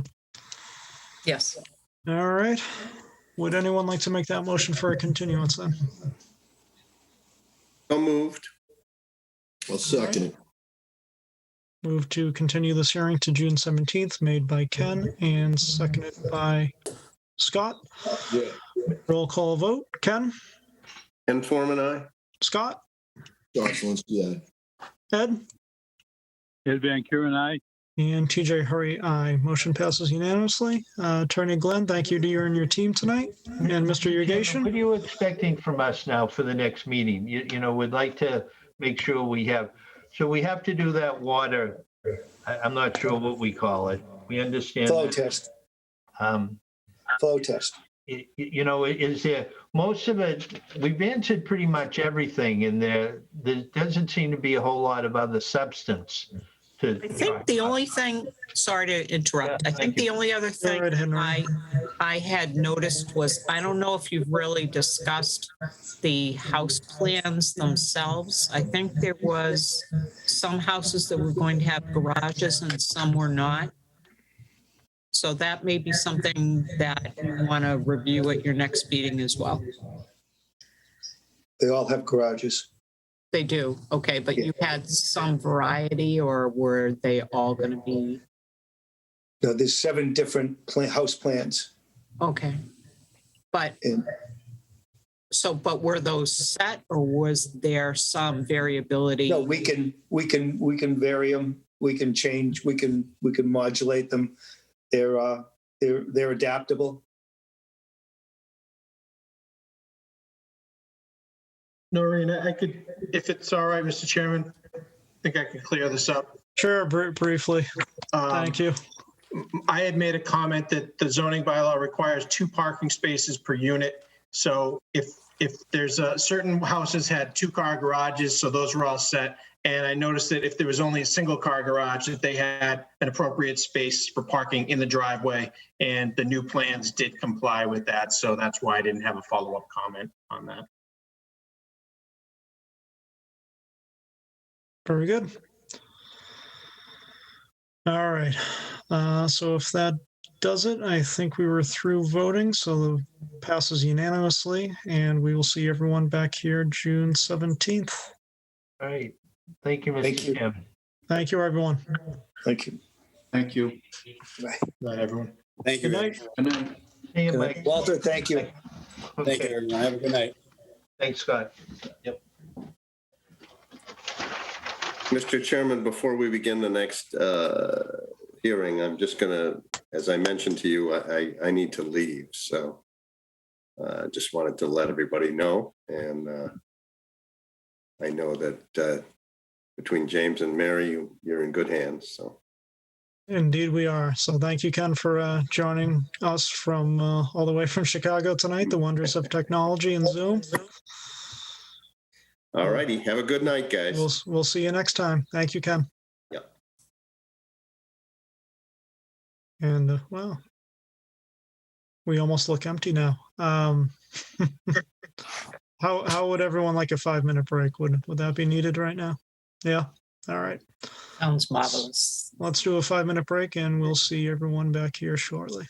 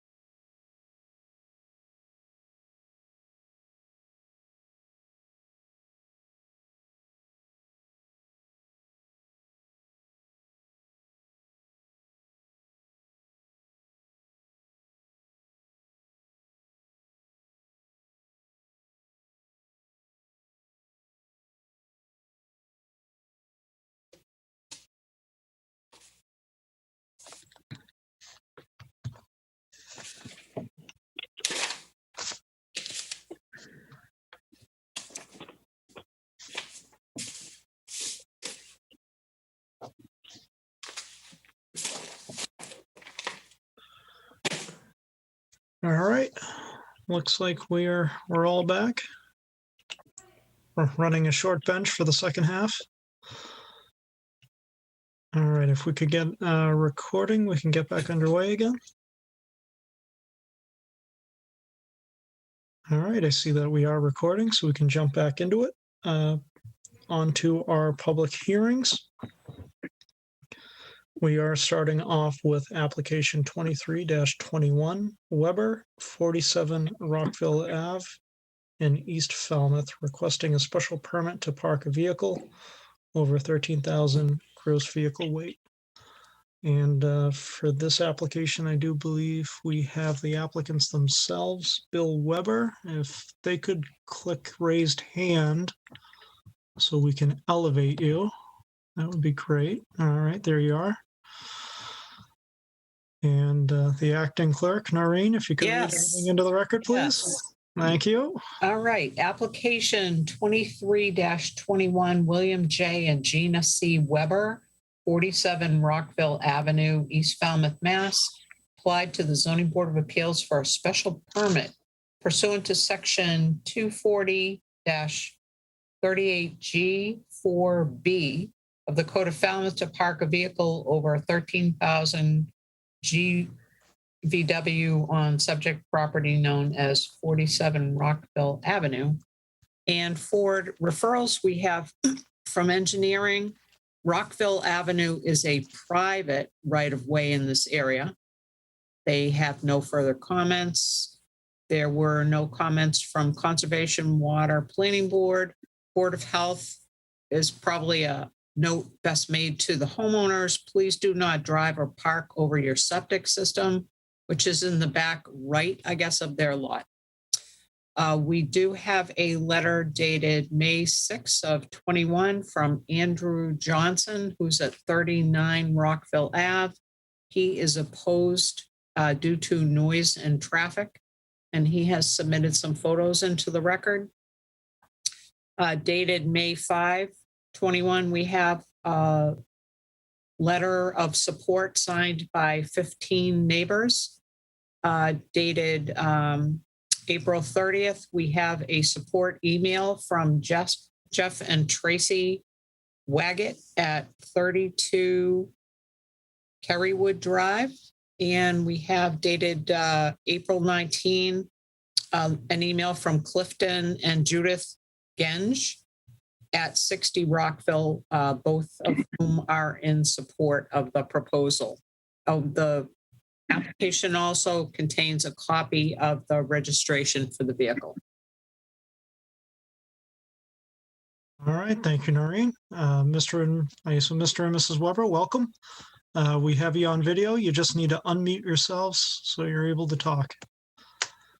All right, and just a couple of other things to get out of the way. The voting members on this project, since Ken and Bob are not with us tonight, are myself, James Morse, Scott Zelinski, and Mary Berry, and Ed Van Kuren. And just to further complicate things, Ed is participating via telephone tonight. He can hear us and he can fully participate.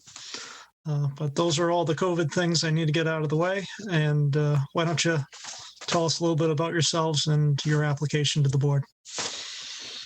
Thank you very much, Mr. Chairman. I'm Gina Weber. This is my husband, Bill. We have been part of the Falmouth community for, we've been doing business here for over 26 years. We've lived in this house since 2004. We get along very well with our neighbors. We volunteer in town. I'm a town meeting member. I volunteer in the public schools. My husband also does volunteer work with the Falmouth Rod and Gun Club. We are a family of 5. We have 1 full-time employee. We previously owned 2 one-ton van utility vans for our company, which we sold and then purchased this retired ambulance. We hope that we went to great lengths to make it look pleasing to the neighbors and, to make sure that it is in excellent repair. We did check with all of our neighbors, to make sure that no one was, everyone that we spoke with had no concerns about the vehicle. Obviously, we didn't speak to everybody because there was one person that was unhappy. However, we have, tried our best to be great neighbors. What else I wanted to tell you, sorry. This is the only work vehicle my husband has. So our very small business, again, works mostly in town. And, if he's not able to have this vehicle, then we're in a bit of a bind. All right, so we'll turn it over to board questions and we'll go from there. If you're all set. Yes. All right, James is right next to me on the Brady Bunch squares. Why don't we start with him? What is the current gross vehicle weight rating of that retired ambulance, approximately? 20,000. 20,000. What kind of work do you do, sir? I'm an electrician. Gotcha. That's all. Thank you. All right, thanks, James. Scott, anything? Mr. Weber, that's an International. Has that got a DT 466 engine in it? Yes, it does. All right, so that's a 6-cylinder. Yes. All right, it's got it's currently inspected. Yes. Safety, Yep. state. Yeah, all good. Just got a sticker. Yeah. Okay, thank you. That's my questions. Okay. Thank you, Scott. Mary. I have no questions. All right, thank you, Mary. And Ed, anything? No questions. The ones I was going to raise have already been asked. That's good. Sounds good. All right, and you said you had one full-time employee, so is that in addition to? It's just me. Just you, okay. Just me. Yep. All right, and you're only applying for the parking of the vehicle, not a home-based business or anything else like that that might be applicable under our bylaws. Correct. All right. That does it for me. We'll turn it to public comment like we always do. If anyone out there has a question, comment, or concern regarding this project, go ahead and click the raised hand icon and we will elevate you in a moment.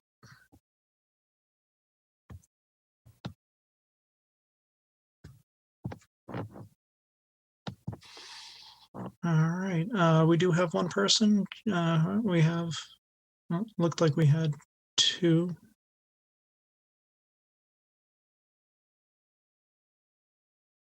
All right, Judy Genge, if I'm mispronouncing your last name, my apologies.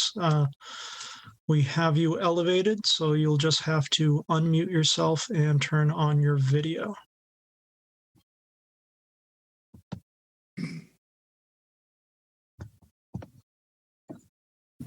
And I see that there I got are. it. Yeah, I unmuted. Okay. I don't know about the video, though. All right. We can hear you loud and clear, though, so that's good. Okay, very good. You did a wonderful job pronouncing my name. Oh, Not many people do that. That was perfect. I just Good. wanted to speak very briefly in support of Bill and Gina. They're great neighbors. They're very respectful. Their truck is not an intrusion in our neighborhood at all. They're just very considerate, helpful neighbors. And so I just wanted to say that. Very good. And Judy, before we drop you back down into the list, I forgot to ask you your address. I know. I forgot. I know you should have, or I should have told you. I'm at 60 Rockville Ave, where I'm sort of catty corner across the street from the Webbers. So we hear a lot of their comings and goings, and they're very respectful. Thank you. Great. Thank you. Okay. And we do have a few other people. And if there's anyone else, go ahead and click the raised hand icon and we'll get to you in a moment. Up next, if we could elevate Andrew Johnson, please.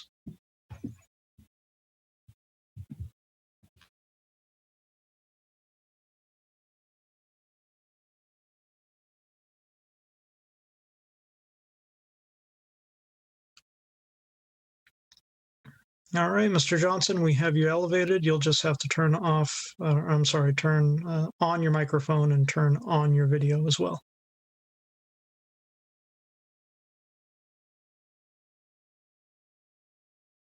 All right, looks like we have you.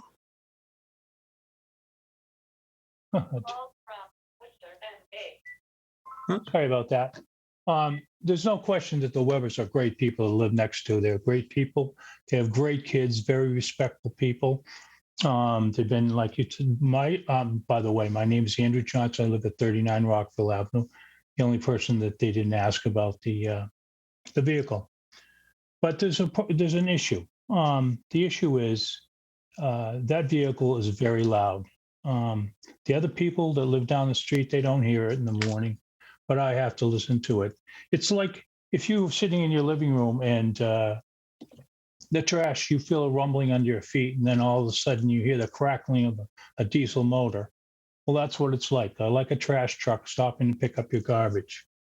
Or if you're sitting at a stoplight and all of a sudden this 18-wheeler pulls up beside you, and you feel the vibration and the loudness of this is what it's like. This is what I live with all day long. Now, Mr. Weber, it goes up and down the street 8 to 10 times. Well, not 10 times, but 8, and it averages 6 to 10 times a day. And it's constant traffic. It's constant traffic. What it is, I live right next door to them. My lot line is 30 feet. My bedroom window is 30 feet from the lot line, and their driveway is about 20 feet in. This is a very loud vehicle. I've dealt with Bill's vehicles for many years. We've talked about it in the past. We've kidded about it, some of the smaller vehicles he's had, but this is just excessive. Just excessive. During the summer, I have my windows open. It's hot out. At 6 o'clock in the morning, I hear a vehicle start. The pop and crackling of a diesel truck. It wakes me up out of bed. And this is not only during the week. This is Saturdays, Sundays, Christmas, Thanksgiving. It's constant. It's every day. It seems like 365 days a year. So I'm just asking you, to please consider my side of the situation, because I have to live next to this and I have to deal with this constantly. Like I said, the Webbers have been great neighbors. The kids are very, very polite. They've never done anything. This is not about being a neighbor. This is about owning a vehicle that's as loud as a trash truck, and it goes up and down the street 4 to 6 times a day. And that doesn't include the other vehicles that they go up and down, into his the delivery vehicles, the other vehicles. So anyway, I think you pretty much understand what I'm trying to say. So it's not about the Webbers, it's about the vehicle. Okay, thank you, Mr. Johnson. We appreciate your comments. It looks like Justin Shanahan did text me privately. He elevated Tracy Waggett, who also wanted to provide comment tonight. So Tracy, we do have you elevated. You just have to unmute yourself and turn on your video. Okay. Sorry, I'm not always good with the cameras. My name is Tracy Waggett, and I live on 32 Kerrywood Drive. And if anybody's familiar with this neighborhood who doesn't live here, there are only 2 roads coming into this neighborhood. I live on one of them. So you have to believe that 50% of the time, everybody in this neighborhood is driving down this road. So I'm well aware of most vehicles traveling in and out of this neighborhood. And the Weber vehicle in question is never disturbing. It is not as loud as a trash can or any other enormously large vehicle. It is a loud truck, no louder than any other truck. There are louder trucks that are pickup trucks in this neighborhood. And there are also people that drive excessive speeds, which are more of a nuisance in this neighborhood. Mr. Weber drives at a very respectable, slow speed through this neighborhood and is not disturbing at all, in my opinion. Also, just in comment to the 365 days a year and the multiple times a day, Bill Weber's probably the only electrician that's actually going to answer that emergency call on Christmas. So let's not penalize him for being a decent human being, ready to help you no matter what day it is or what time of day it is. And if we're going to clock the in and out of everybody going into their houses in a neighborhood,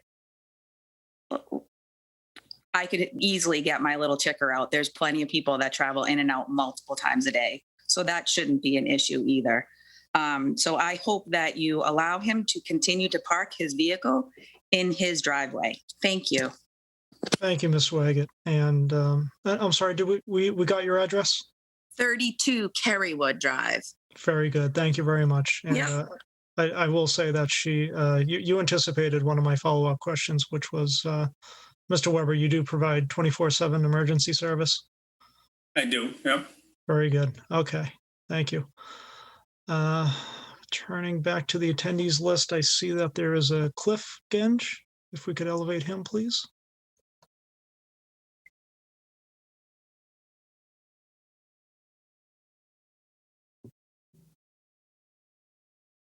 All right, looks like we have you elevated. You just need to unmute yourself and turn on your video.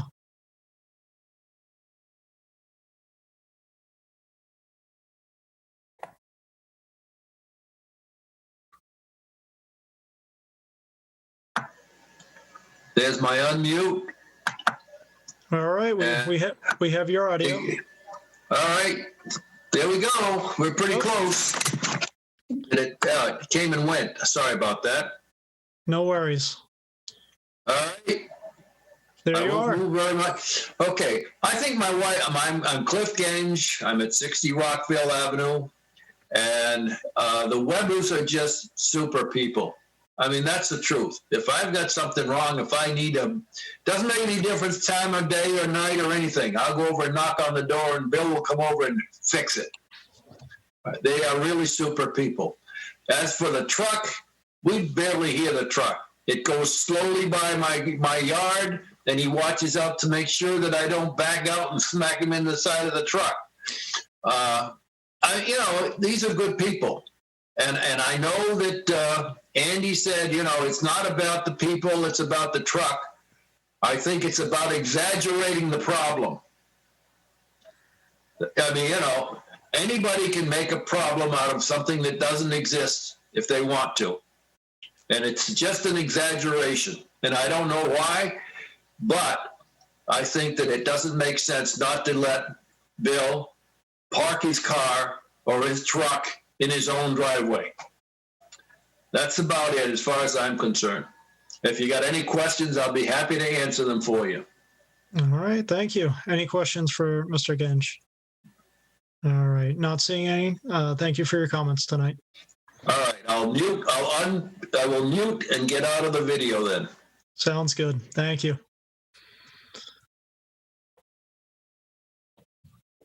All right. I am seeing Mr. Johnson has his hand raised again. I will say that in addition to his comments that Mr. Johnson provided tonight, he did give the board an email correspondence. And in addition to his comments made tonight, we do limit each person to 2 minutes. I was timing Mr. Johnson and I was generous with his time, so he actually provided comment over the 2-minute limit that we usually provide. And also it being 9:15 at night and the board's business is concluded at 9:30. I just want to move the night along. So I don't see any other public comment. So I will I'll turn it back to the board. Just briefly, Scott, I just want to address one issue with Mr. Weber. We certainly can see and acknowledge that it's a former ambulance. Have you done any sort of modifications at all to the exhaust or anything else that might make the vehicle louder than originally? No, it's completely stock. Completely stock. Okay. All right, that addresses my concern. Scott, you were going to make that motion? Mr. Chairman, I'd like to make a motion to close for a little bit of Second. All right. Closing the public hearing at least? Yes, sir. All right, very good. So that motion to close the public hearing was made by Scott and seconded, I think I was hearing Ed. Yes. All right, very good. So moving on to the vote. James? I'm in favor. My question, I guess, Mr. Chairman, is. Oh, I'm sorry, James. We were voting to close the public hearing. Well, that's Yep. fine. I vote yes. Very good. Scott? Yes. Mary? Yes. Ed? Yes. All right, and TJ Hurry, aye. I'll just take notice that everyone voted in favor of closing the hearing. Passes unanimously. No more testimony may be taken. But James, you wanted to have a quick discussion Sure, I'm not prior opposed. to a decision? I'm not opposed. My question is, in terms of a condition, is it within our purview just to require that the vehicle be properly inspected and registered? Yes, I that would be common, especially since they provided the registration of the vehicle. Yes, and they have confirmed that it is registered and inspected up to date. Thank you, All Noreen. right. Anything else from the board? Yeah, I'm very familiar with this type of vehicle. It's got and I asked Mr. Weber about the motor because that's why a lot of people use that, including ambulance companies, because it's a 6-cylinder that International makes that's very quiet and efficient. To the fact that he has to have it inspected, CDL inspections are pretty stringent. I'm very confident that that the claims that it's very loud are a little egregious. So I'm in favor as well. Very good. Mary, you wanted to say something? Yeah, I just wanted to ask a question. How long have you had the vehicle and been parking it and using it out of your garage or your driveway, excuse me? I've had it about a year. Okay. I guess as a follow-up question, I'd ask, why did you wait a whole year to ask for a special permit? I didn't realize about the 13,000 pound limit. As soon as we realized, we applied for the special permit proactively. Thank you. All right, thank you. And Ed, any sort of comment before we take it to a vote? No question on my mind. All right, and I'm all set. So would anyone like to make a motion? Chairman, to make a motion to approve. Second. All right, motion to approve made by Scott and seconded by Ed. Moving on to findings. You want to start us off, Scott, or do you want me to? Yeah, go ahead. I mean, I don't, it's pretty straightforward. There shouldn't be too many findings. No, applicant supplied under 24038G 4B, which allows for any commercially registered vehicle with a gross vehicle weight of more than 13,000 pounds. Testimony had it that the vehicle is a former ambulance, now converted into a work vehicle, weighs approximately 20,000 gross vehicle weight. It's commercially registered. Registered and inspected, Mr. Chairman. And inspected, especially with, and sorry, Scott, what exactly was it? Was it DOT or?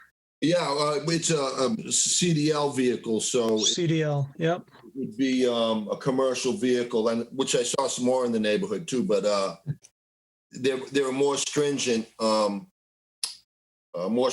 inspections. So in order for him to have a sticker on it, they run him through the ringer with it.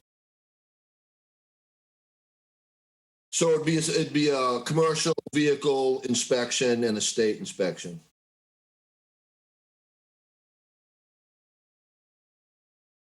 I think also into the record, we want to add that there was support signed by 15 individuals, and then there were 2 separate emails that were sent. And while Mr. Johnson has represented that he's opposed, the standard for a special permit, the language is not more detrimental to the neighborhood. And while it's important to listen to all neighbors, it's also important to balance the comments and for the board to review that. I think part of the finding should be that he does do emergency service work. Could be up to 365 days a year.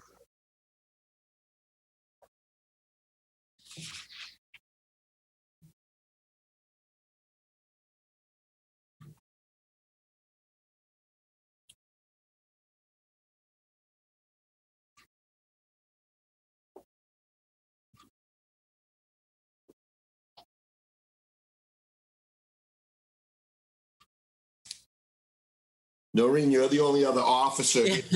Yeah. Since you're the Yeah. clerk. Yep, I was just looking through the list and I think we really have covered most everything. There really was not much in referrals, but engineering did point out that Rockville Avenue is a private right of way in this area. So, any concerns about passage over the roadway where it's a private road, the road would be owned by the applicant as well as the other neighbors as well. So. 10-4.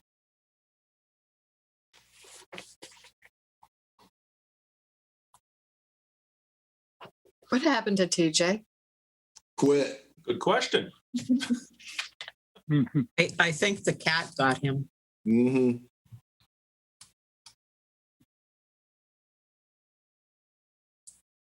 Noreen, I think you're going to have to either get him on the phone because we can't move forward without him.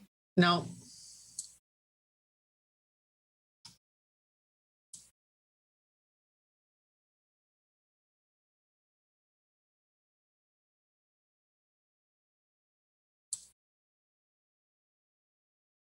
Back. All right. Well, that wasn't good, was it? I'm sure that Scott was providing some excellent findings, though. TJ, we're through findings, and we need you to move us into conditions. Awesome. Go ahead into conditions. I think that James had the only two that we really should require is that it's legally inspected and insured throughout the year. Just registered. Yeah, I'm sorry. Yeah. Yeah. Sounds good to me. Was one of those findings that the applicant is a plumber and he provides 24/7 emergency service? Absolutely. Fantastic. He's an electrician, actually. I'm sorry, But electrician. maybe he would like to start plumbing too. That's all right. So that does it for conditions then? Yep. Think So I so. guess you are down to your final vote. Excellent. All right. So that was a motion to approve with conditions made by Scott and seconded by Ed, I believe. Roll call vote as we need via Zoom. Mary? Mary Berry, aye. Thank you, Mary. Scott? Scott Zelinski, aye. Thank you, Scott. James? James Morside. All right. Thank you, James. Ed? Ed Van Kuren, aye. Thank you, Ed. And TJ Hurry, aye. So the motion to pass with conditions passes unanimously. Mr. and Mrs. Weber, thank you for your time tonight. Thank you very much, everyone. We appreciate it. Have a good one. Have a great night.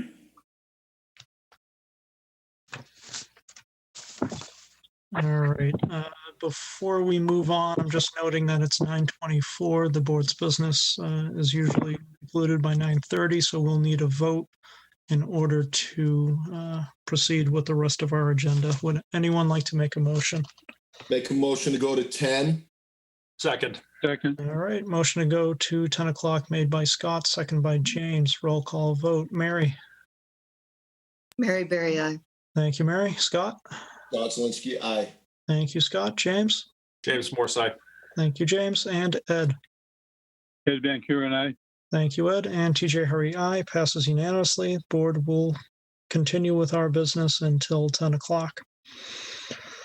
All right. Up next, we have application 22-21, Messner, 12 Vernon Ave in Falmouth, requesting a special permit to construct an accessory structure, a swimming pool, in the front yard, more than 50 feet from the property line, exceeding 20% lot coverage by structures. And for this application, I believe we have Tom Bunker. Tom, if you could just hit your raised hand icon, that way we can get you elevated in short order here. All right, there you are. Thank you, Mr. Bunker. And the acting clerk, Noreen, if you could do the honors, please. Sure. We have Rick A. Meisner, 44 Castlemere Place of North Andover, has applied to the Zoning Board of Appeals for the placement of an accessory structure swimming pool in the front yard more than 50 feet from the front property line and exceeding 20% lot coverage by structure.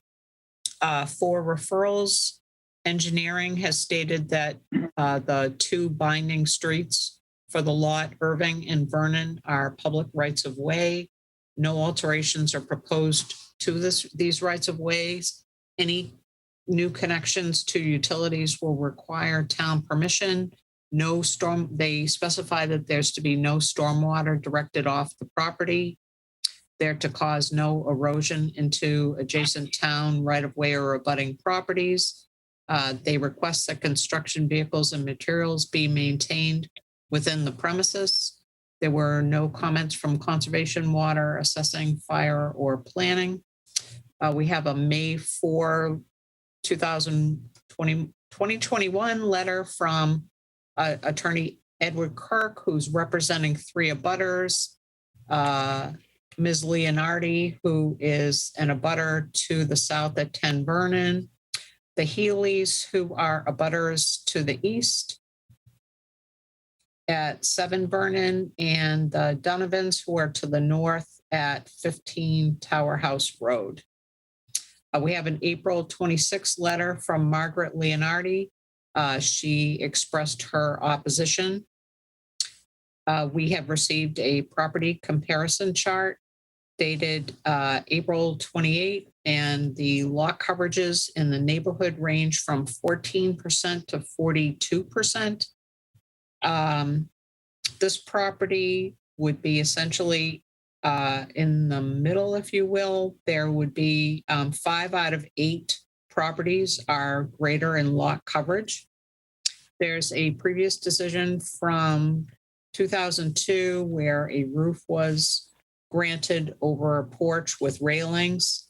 And there was also a 1978 decision where there was permission actually granted for this property for a guest house, not to exceed 11 guests. So clearly that brings you back in time some, but just gives you an impression for the past history of this property. And that's it. Thank you very much, Noreen. And for the applicant, we have Mr. Bunker. Mr. Bunker, Okay. welcome. Thank you. It's getting late. I was having a hard time waiting this long. I understand how you feel about it. Could you, the applicant, Rick Meissner, is in the audience and he would like to be elevated. Sure, if you could go ahead and click the raised hand icon just so we can ID him and get him elevated.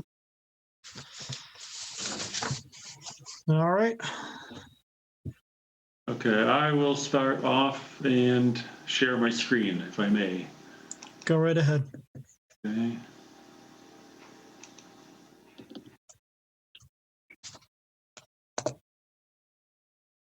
How's that?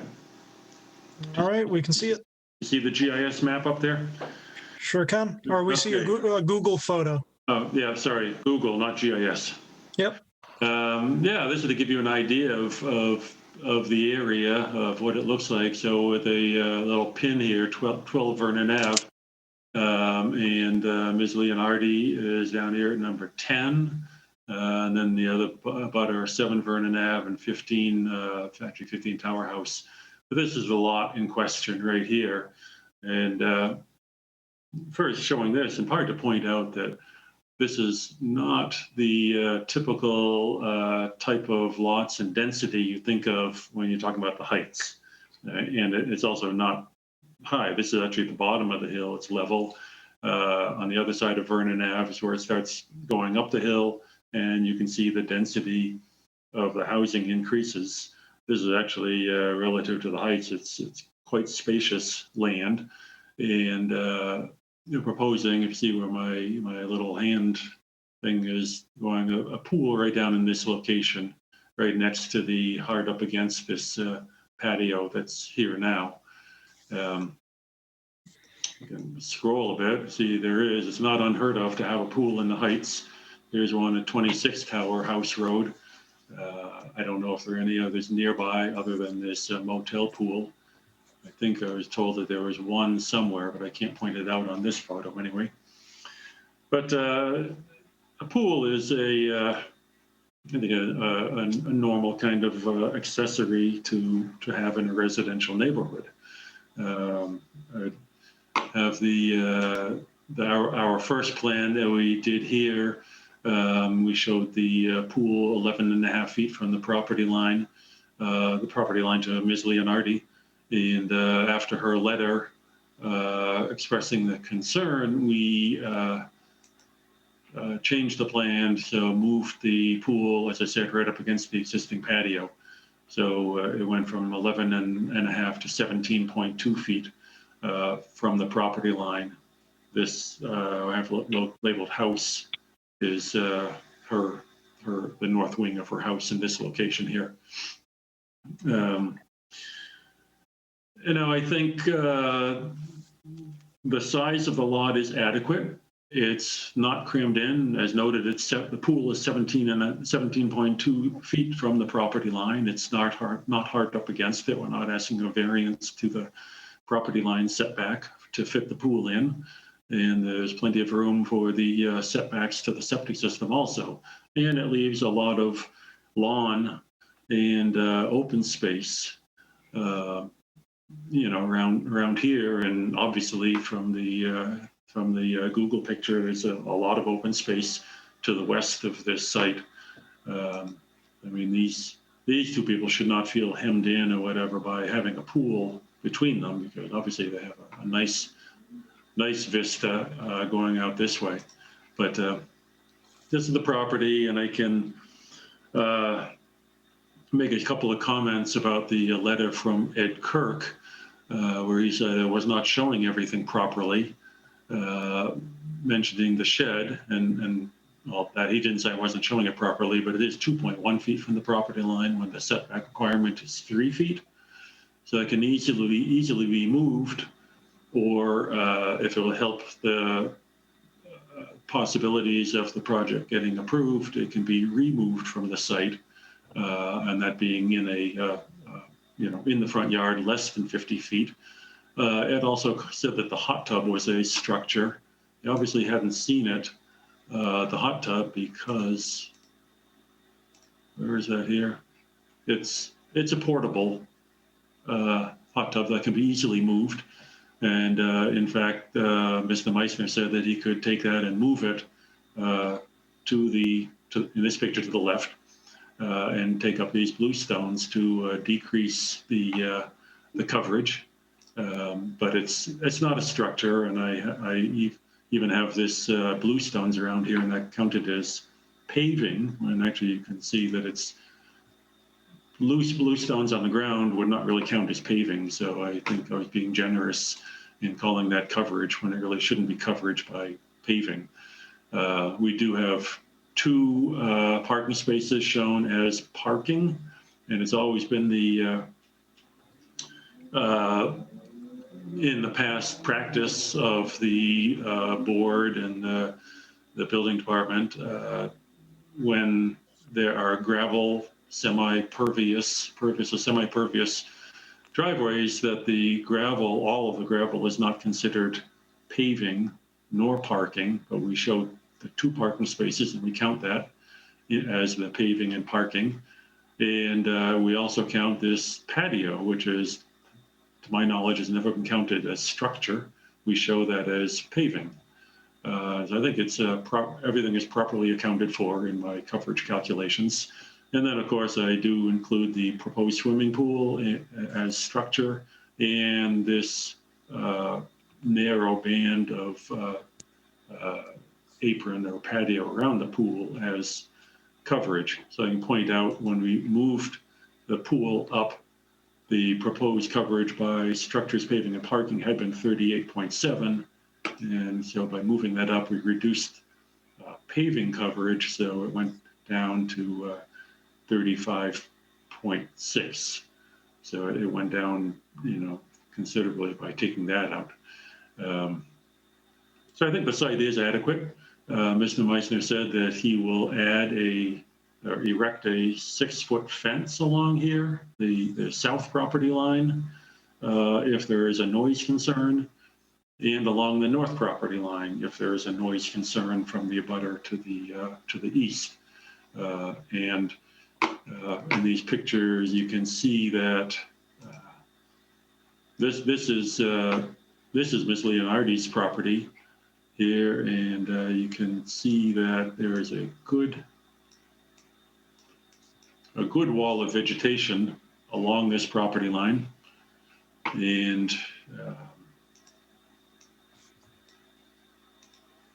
from our side of the lot, there's this vegetation.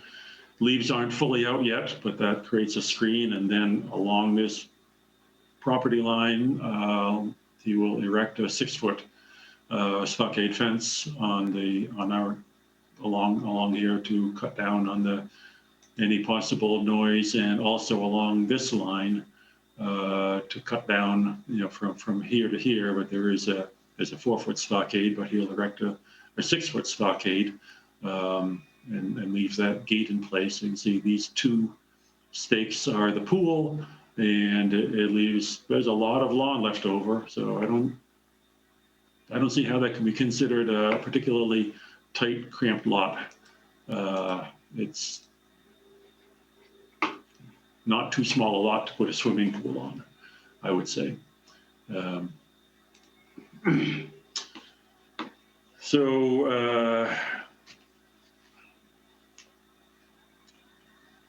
me see. Erect a fence. I think that's mostly what I have to say. He has children which live in Boston. Most of them are grown and moved out of the house. They'll come down to visit. It's not a 24/7 operation there, and sure beats an 11-room guest house. And with the fencing and all, as far as concern on vistas, views and vistas, the visual character, it won't be seen. It won't be seen from either of the public ways, and it could only be seen perhaps from the 2nd-story window of this house over here. It will not affect traffic flow, certainly not on Vernon Ave, because there's no driveway coming from Vernon Ave. So Vernon Ave can stay nice and quiet, as was sort of alluded to in Ed Kerf's letter. And we'll have I don't believe it'll have a negative impact on the visual or other character of the neighborhood, because it will be barely visible, if at all visible, not at all visible from public ways. So with that, I guess I can ask if Rick has anything he would like to add to it. Otherwise, I can take my screen down and get some conversation. Sounds good. Thank you, Mr. Bunker. Go ahead, Mr. Messner. Thank you, Tom. And also thank you to the board for your time. I appreciate it. It's getting late here. Appreciate you sticking it out, the extra half hour. I would just like to say, to add one thing to Tom's notes, is that the percentage that we're really exceeding the 20% is that we're asking for is only another 2%. So I just wanted to add that note in there. And that our property is very unique in that it was constructed in 1880, long before a lot of the homes in this neighborhood even existed, and the home is pushed very far forward towards the field and towards the water. So the lot line it's on the lot line in the front. So there's really what is constituted as my front yard really isn't used as a front yard. It's more of a backyard. Our driveways are on the other side of the property. We don't access our property from Vernon Avenue. So if you didn't know that our address was Vernon, if you're on our property, you'd never assume that was our front yard. So I just wanted to make a note about that, and certainly willing to again put the 6-foot fence along the side, add some plantings to certainly help my neighbors with their concerns. but I don't think that we're looking for too much of a concession here, other than 2% on the ability to put the pool in. But that's really it. Thank you Very for good. all your consideration.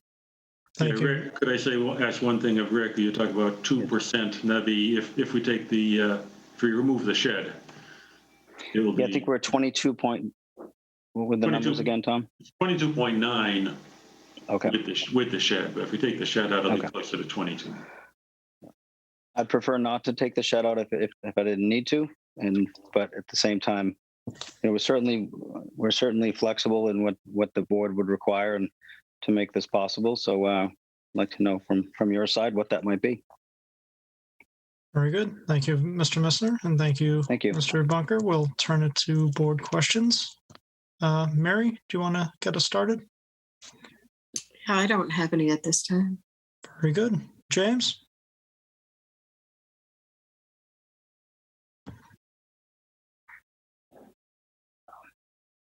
Do you mind just circling back? I'm just reviewing Mr. Kirk's letter. Just want to see if there's anything that hasn't been satisfied. Sure. Thank you. Scott? Yeah, Tom, so you don't have any concerns with expansion for the septic, right? Correct. You meet the setback from the end of the pool to the most southerly septic chamber. You meet that. Yeah, it's required 20 feet, and it's right. So you meet that. Yes. And it looks like you have a pretty good access from Irving Avenue to back in that area to do all your work on that property without being on someone else's property, correct? That's correct, yes. Looks like a good way to dig that from that back parking area there. Yeah. All right, that's all my questions, Mr. Chairman. I'm good. All right. Thank you, Scott. Ed, any questions? No questions. I think it's a good deal to go do it. Sounds good. All right. And Mr. Bunker, I'm questioning the obvious, but there's no garage on the property. That's correct. So there would be a need to utilize that shed. Yeah, it's for, I'm not sure what you have in it, but the usual, lawnmowers and things, and when there's not a garage. Understood. And that certainly would be a preference because we cannot have a garage. So certainly to keep the shed would be beneficial to store chairs and things like that. So yes. Very good. And Mr. Bunker, like you said, you're amenable to moving the shed. I think it's 3 feet off that property line. It's 2.1 now, and it can certainly be moved to be further from that north property line. All right. So I'm curious if you are proposing a 6-foot fence along Vernon Ave for privacy concerns. How does that come into play with the state code that requires an enclosed fence around the pool? Would you need another one? We show we have a pool enclosure fence shown on the plan. That goes around close to the pool itself. Just it's right up along. We have a little retaining wall, and there's a fence right along that retaining wall, and it encompasses part of the existing patio. Okay, so regardless of whether that 6-foot fence off of Vernon Ave is put in or not, the pool fence, I'll just say that will remain regardless to comply with. Yes, so everything will be compliant with that. Yes. Very good. Okay. James, I'd like to just ask a question if I could. Sorry, go ahead. Is it necessary to have both? Do you know? If it has to be totally enclosed. So, and if that pool fence could go around the perimeter and come back and tie into the house somewhere, but then if you have a door from your house into that pool enclosure, then you have to put an alarm on the door. Understood. Yep. Okay. So you don't have to have both, but there are different requirements. Understood. Yep. Thank you. All right. Thank you for Kevin, clarifying. I have one more if you don't mind. Go ahead, Scott. Tom, where's the pool equipment? The pump, and it doesn't show on the plan. Yeah, you're right about that. Rick, do you know where the pool? Yeah, the plan for that would be closer, if you could bring the plan up, so I can reference it there. It's close to the house, between the patio and, let me just show you from the map here.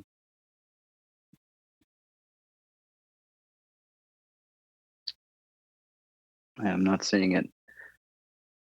I don't have the plan from South Shore Gunite handy, but I believe it was just to the left. If you're looking at the pool with your back to the water, it was to the left of the patio. Is that going to be on a cement platform? Yes. Is that going to count against our lot coverage, Tom?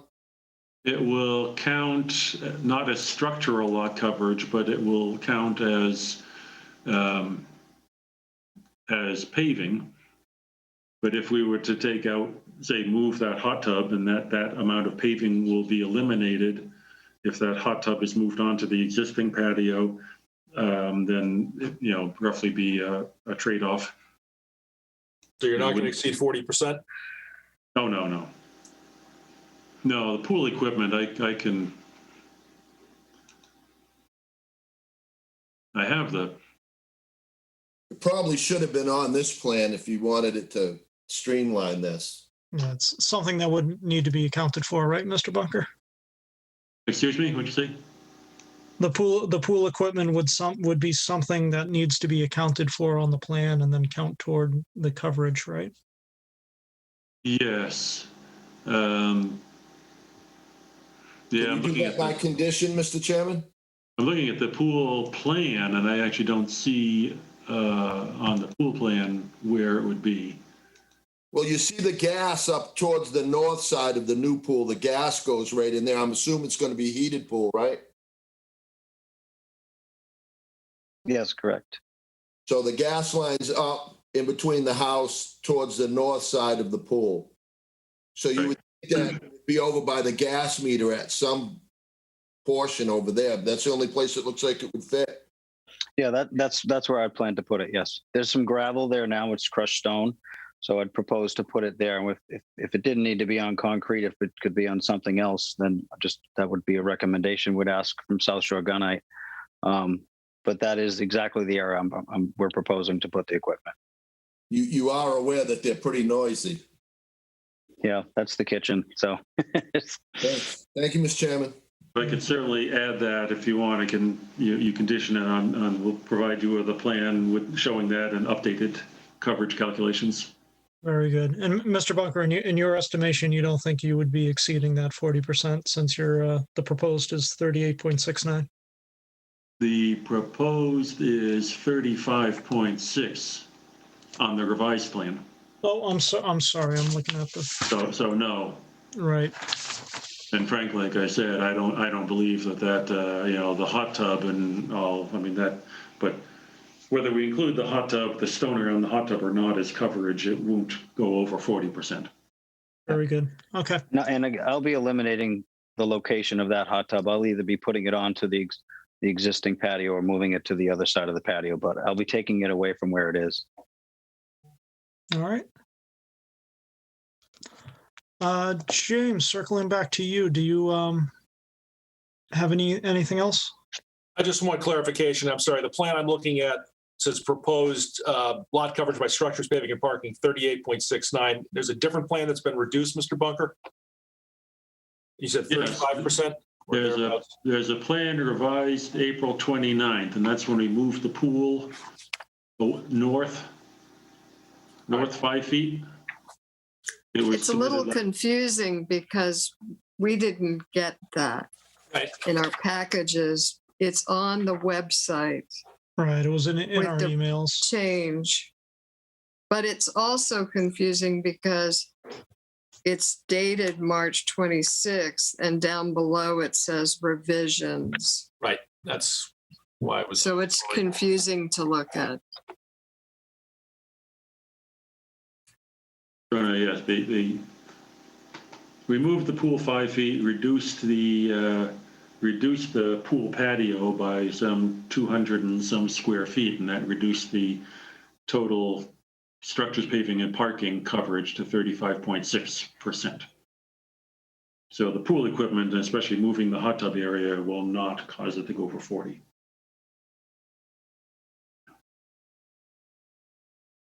All right, there it is. Sorry, I just pulled up the revised plans. Thank you. All right. Anything else from the board at the moment? Oh, sir. All right, we will turn it to public comment. If there's any question, comment, or concern out there, go ahead and click the raised hand icon utilizing the Zoom app, and we will elevate you in a moment.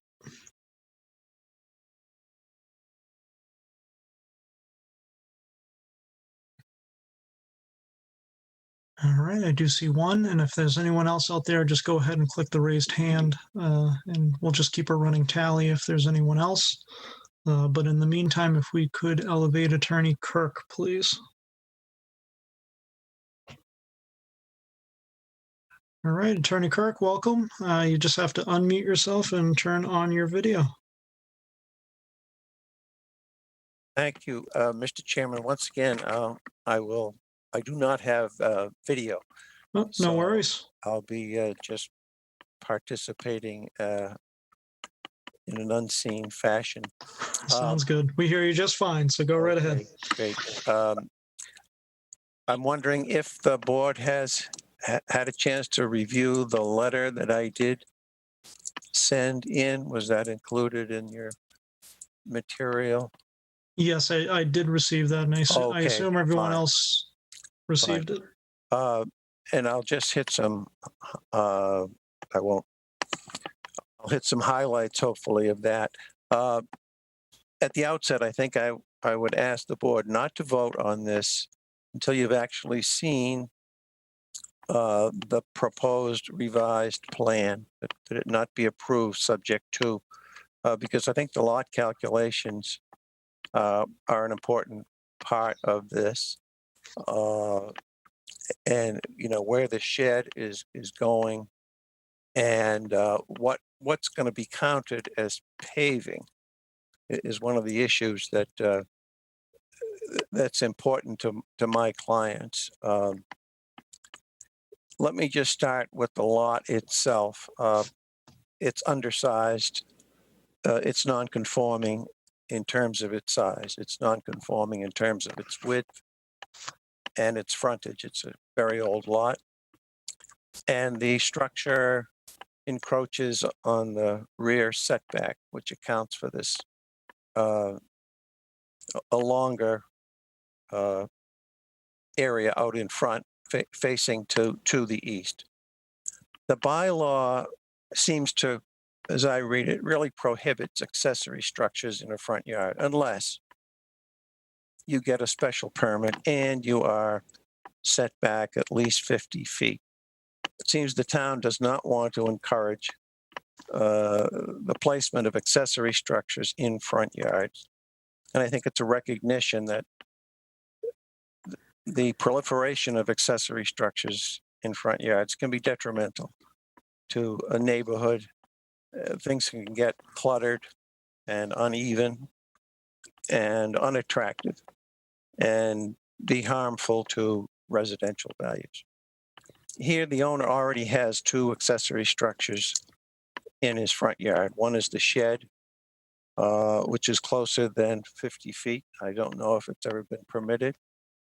And the hot tub, even though it's not called a structure, it's sitting on the flagstone, small section of flagstone patio. And that appears to be pretty close to the 50 feet as well. So he's sort of, all of his accessory activities are moving towards the front. So in addition to the fact that the shed violates the sideline, it seems to me it also violates the front yard setback because it's closer than 50 feet and it's not specially permitted. Now there's a request to add a pool also in the front yard. It's not only a structure, but it's a use. and it can be a very active use, and it can be a very noisy use. And Mrs. Leonardi, one of my clients who's an immediate abutter, she submitted her letter. She's 91 years old, and she's very concerned about the noise and the activity which will be taking place very close to her house. And with respect to lot coverage, it presents sort of an interesting question here. The plan did not actually calculate how much of the existing stone patio. It doesn't calculate the area of that. It doesn't calculate the area of the patio where the hot tub is located. And it doesn't calculate the area which surrounds the pool. The proposal categorizes that material as paving. I don't understand how that would be classified as paving. My understanding of paving is if you've got a driveway, that's one thing. And we know what parking is. And this does show parking, gravel driveway on one side, and then an undesignated and uncalculated gravel driveway on another side. But if it's not paving, it seems to me it's the same as a deck. And it is, in fact, a patio. And it is, in fact, structure. It falls within the definition of structure. And it's covering the lot. So it's my position, and the thesis I put to the board is that it's not being properly calculated in terms of lot coverage. And while it's not specifically calculated on the plan, by doing a little bit of mathematics and subtracting from the two totals, I calculated that the patio, the one next to the pool and the one on which the hot tub is located, comes to 1,261 square feet. And if you add that 1,261 square feet to what they acknowledge is existing lot coverage by structure, you come up with 4,135 square feet, which is 33%, obviously in excess of the 25%. And if that situation stays the same, then it would require a variance and could not be approved. So I think the question of what do we mean by lot coverage, what do we mean by parking, and what do we mean by paving has to be reevaluated here. I think they should come back with a plan that calculates the square footage of the gravel driveway that's on the south. Excuse me, Mr. Chairman, it's 10 o'clock. Thank you, Scott. Attorney Kirk, if we can interrupt you for just a moment. It is 10 o'clock. We voted to extend the board's business till 10. In order to continue, we'll need another motion. Make a motion to go to 10:15. Just bearing in mind, Scott, we do have another application as well as open meeting items. Mr. Chairman, I'll make a motion to go till Sunday. Did I hear 10:30 out of an abundance of caution, Scott? 10:30. Very good. All right. Thank you, Scott, for that motion. And seconded by Ed. Roll call vote. Mary? Mary Berry, aye. Thank you, Mary. James? James Morse, aye. Thank you, James. Scott? Scott Zelinski, aye. Thank you, Scott. And Ed? Ed Van Kuren, aye. Thank you, Ed. And TJ Hurry, aye. So the board's business is extending till 10:30. Thank you, Attorney Kirk. Thank you, Mr. Chairman. So I'll just conclude by saying I believe those areas need to be specifically calculated.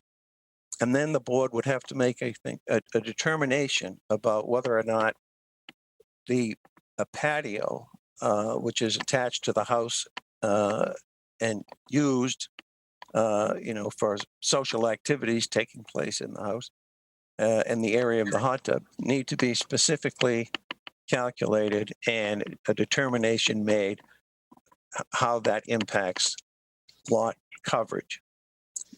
Position is that the lot is not suitable or adequate in size to accommodate this proposed use. With respect to whether or not it's an accessory structure, the definition of an accessory structure is one that is customary and incidental. Now, customary means, is it ordinary and usual?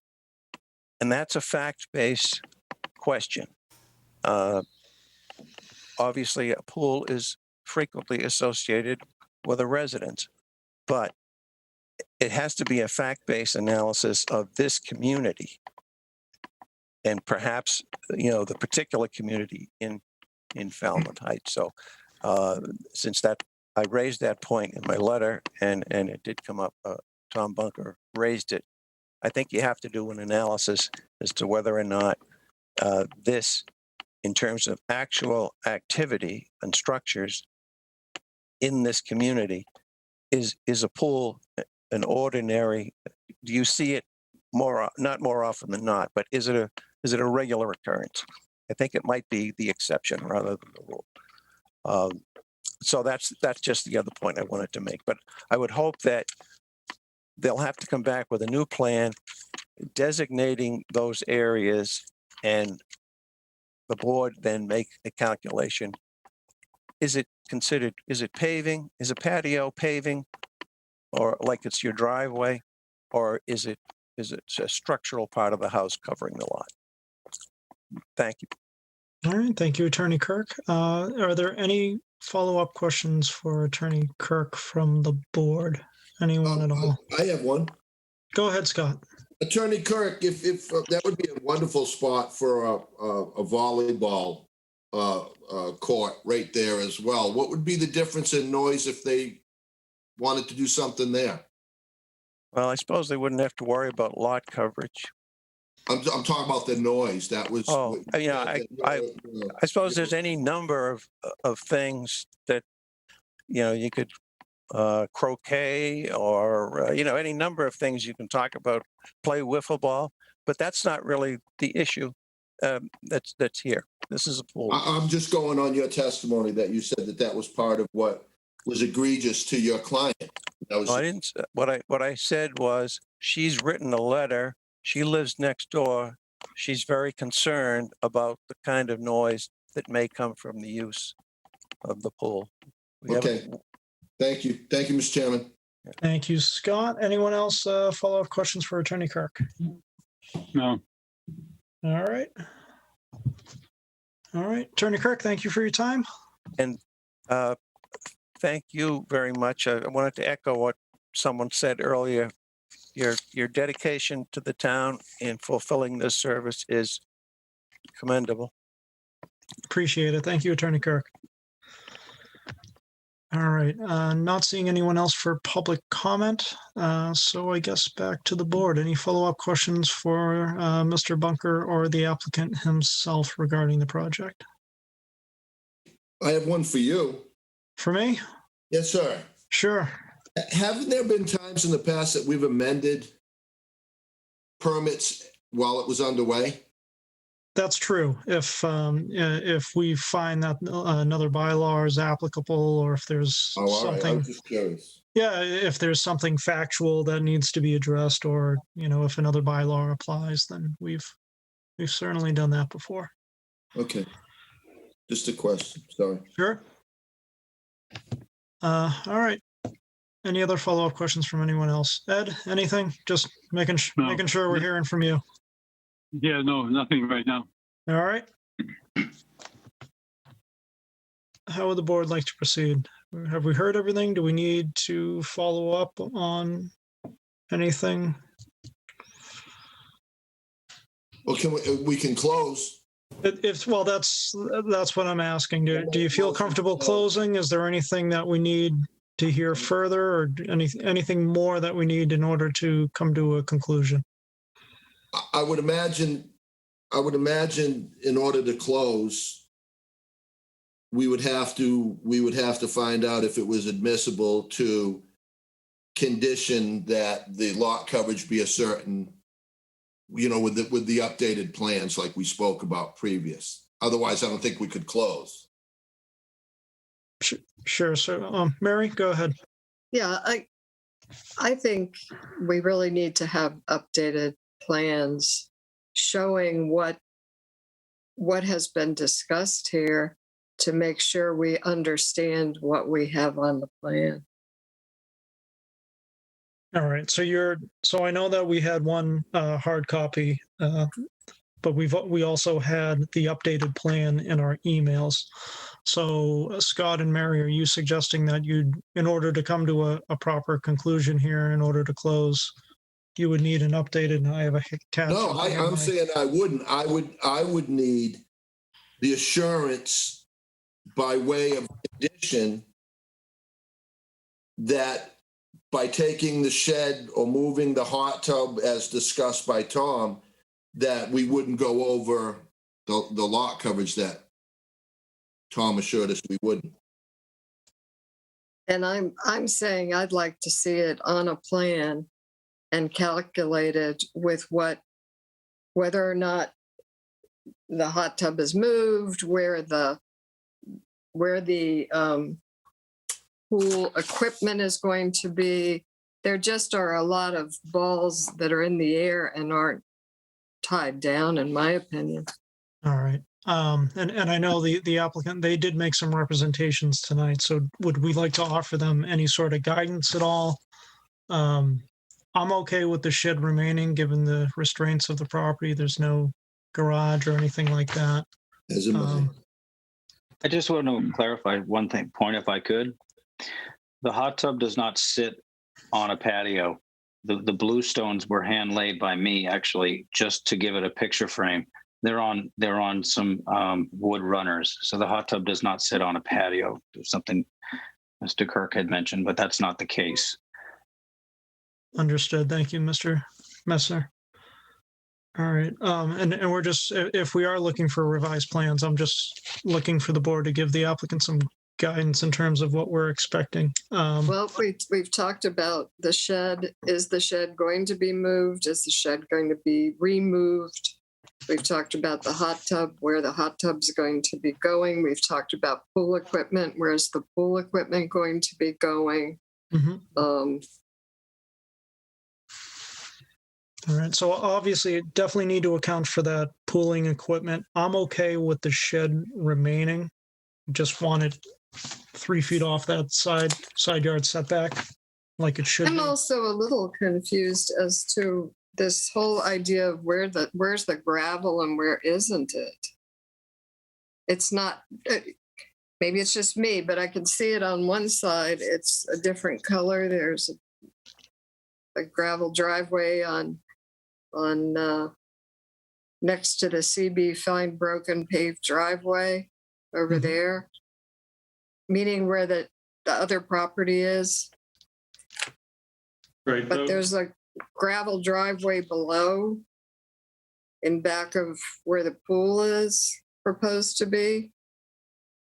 I think too of note for the board is, according to the conversations I've had with engineering, if somebody has a gravel cover, they're not looking at that area as total lot coverage because it's pervious. In other words, that the rainwater can go through it.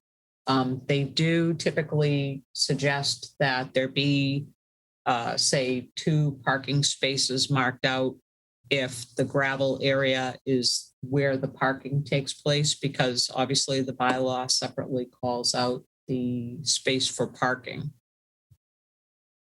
But so there's some confusion, whereas if, for example, somebody had their whole lot covered in gravel, not that you would advocate for any such thing, but that would not therefore cover your whole lot as a impervious surface.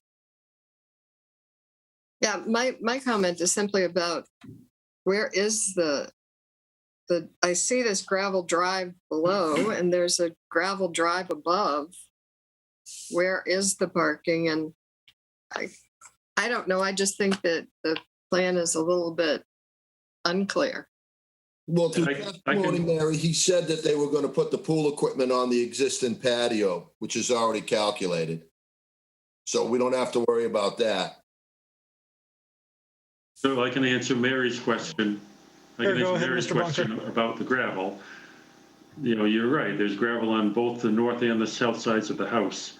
Just that we show, just look at the far upper left corner of the plan. It says 2 parking spaces for existing and proposed lot coverage calculation. We calculate 1 parking space as 9 feet by 18 feet. That's a typical parking space size. And so the 2 gray rectangles on the north side of the house are just to graphically show, we're showing 2 parking spaces. And that's where we count toward paving, and that's where we count toward parking, the parking part of paving, parking, and structure. And then we're also counting the stone patio and the patio around the pool as paving. But there is gravel on both the north and the south sides of the house.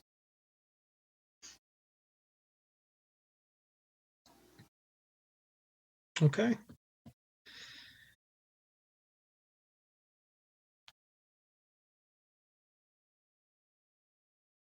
So do you want a new plan from us? I guess. I think we're leaning in that direction, Mr. Bunker, certainly. Chairman, I would suggest that it's a good idea. This is a project that there's been some significant opposition to on record. 3 abutters are objecting through council. I think it would just be good, especially if this board were moving towards an approval, to make sure that they had a plan that accurately reflects where the pool equipment is going to go, that a calculation has been redone as to lot coverage and so on, so that, you know, should an appeal be taken, that we're not going to be accused of being arbitrary or making a decision without all the information. I think a new plan is just necessary. Well said, James. I agree. All right, so we'd be looking at a continuance. Noreen, I'll just defer to you in terms of the next available date.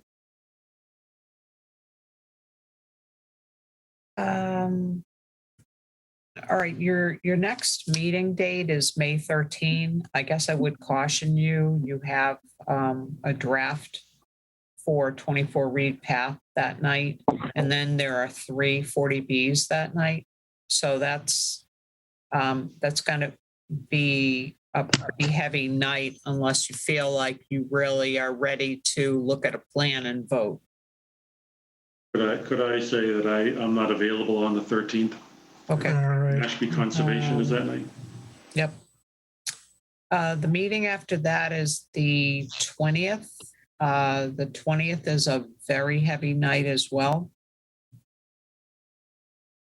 You know, I guess it would, I don't know if June 3rd seems like a bit of a ways out, but that would really be, that's going to be a busy night too. But I guess I would just hate to see you guys be meeting as late as you have been. I guess I'd kind of suggest June 3rd just to give you the chance to talk about it. All right, Mr. Bunker, you available June 3rd? I believe so, yes. All right. Would anyone like to make that motion then? Move that we continue the hearing to June 3rd. Thank you, James. Second. Is there a second? Thank you, Ed. All right, Second. so motion to move to continue to June 3rd made by James and second by Ed. Roll call vote. Mary? Mary Berry, aye. Thank you, Mary. James? James Morse, aye. Thank you, James. Scott? Oh, Scott, you're muted. I said aye. Thank you, Scott. Ed? Ed Van Kuren, aye. And TJ Hurry, aye. So the hearing is continued to June 3rd. Mr. Bunker and Mr. Messner, thank you for your time tonight. Thank you for listening. Thank you. Okay. All right. Up next, we have application 21-21, Lorien LLC, 108 Gansett Road in Woods Hole. It's requesting a special permit to modify previously approved plans. And for the applicant, I believe we have Attorney Clower, if he could be elevated. And the acting clerk, Noreen, whenever you're ready, if you could read everything into the record, please. Sure. So we have application 21-21, Lorien LLC, 108 Gansett Road, Woods Hole, Mass. Applied to the Zoning Board of Appeals for a modification of special permit 075-18 pursuant to section 243A and 240-68A8 of the Code of Falmouth to modify previously approved plans. Let's see. So we do have the previous Zoning Board of Appeals decision for this property, which was filed with the town clerk on February 8, 2019. And there was a administrative approval on 10/3/19, which just gave permission for a window well. For referrals, we have let's see, on April 26, Conservation issued an amended order of conditions. They stated there was a small portion of a pool fence that they looked at. Basically, the proposal is an overall reduction from what you previously proposed for total size. Engineering notes that Gansett is a private right-of-way. Connections to utilities will require permission from town department. They require no stormwater runoff. They note that dry wells were proposed. They deferred to conservation for stormwater management and erosion controls. They do request legible address be properly posted in a timely fashion. Water Department had somewhat unusual referral. They note that the existing main in Gansett is a 6-inch cast iron from 1921. They state that flow and pressure may be an issue. They recommend a dedicated tap and service per separate structures. And they state that on-site storage of fire flow needed may be necessary. There was no referrals from or recommendations from planning board or fire department. You have an existing proposed lot coverage, not to steal Kevin's thunder, but just to go whip through it. The existing lot coverage is 4.2%.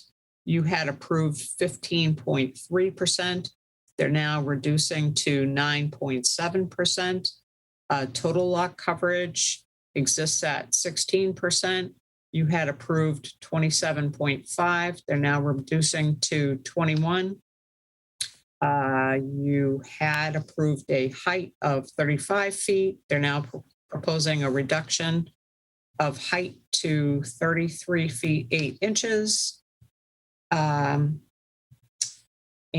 let's see, historic previously stated that this was not listed in their significant buildings. And with that, I turn it over to Kevin. Thank you, Noreen.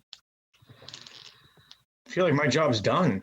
Noreen did a great job running through that, but I'll probably muck it up anyways. Good evening, almost good morning. For the record, my name is Kevin Clower. I'm an attorney with Ahmet Clower Law Firm here in Falmouth, and I represent the applicant Lorien LLC, the owner of 108 Gansett Road. I'm joined tonight by a number of members of our team, but if we could elevate Tim Santos and John Gassett, and I believe John is just shown as John in the attendees list. Sure. If they could click the raised hands just to help out Justin. Sure. So Tim Santos is the engineer with Holmes McGrath, and John Gassett is the architect with Shope Reno Warden. We have a number of other members of our team here tonight who are all available for questions as need be. We are seeking modification of special permit number 75-18, which was issued approximately 2 years ago to Michael and Cynthia George. Some of you were on the board and will recall that application and permit. This property, 108 Gansett Road, is on the northern edge of Woods Hole, just across Quistit Harbor from the Knob. In my opinion, and for what it's worth, I think it's really one of the prettiest parts of town. This particular lot is 3.64 acres with substantial frontage along Buzzards Bay, and it's in the residential AA zoning district. Most of the lot is located pretty high up on a bluff outside of the flood zone. Presently, there's a 9-bedroom main house and a 3-bedroom guest house. That guest house, though, is mid-construction pursuant to the previously issued permit. If I may, Mr. Chair, I'd like to share my screen. I think Go right ahead. Helpful here. So what you have before you is the previously approved plan, and that permit. So that the special permit was issued pursuant to Section 243A and 24068A8, recognizing that there were 2 dwellings legally existing on the lot and allowing for accessory structures in the front yard. That permit authorized a 9-bedroom, 21,700 square foot main house, a 5-bedroom, 4,500 square foot guest house with a 3-car garage, a 2,000 square foot pool house, and 2 swimming pools on the lot. The applicants, the McCormick family, are a really lovely young family, and they purchased this property in late 2020. They want to modify those previously permitted plans, scaling down in a fairly significant manner. So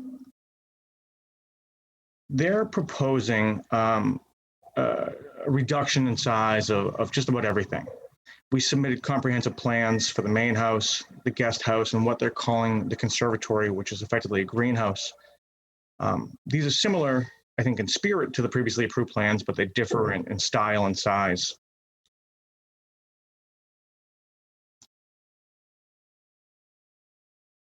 The main house is going to be reduced from 9 bedrooms down to 7.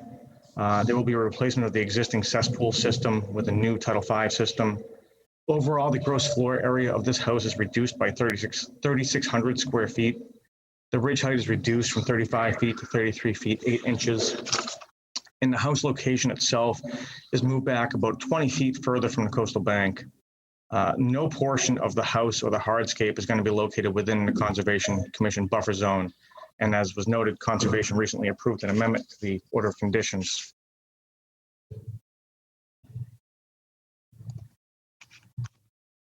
The guest house is being reduced from 5 bedrooms down to 3. The footprint and the floor area are slightly smaller, and the ridge height will remain the same at just over 24 feet, which was previously permitted.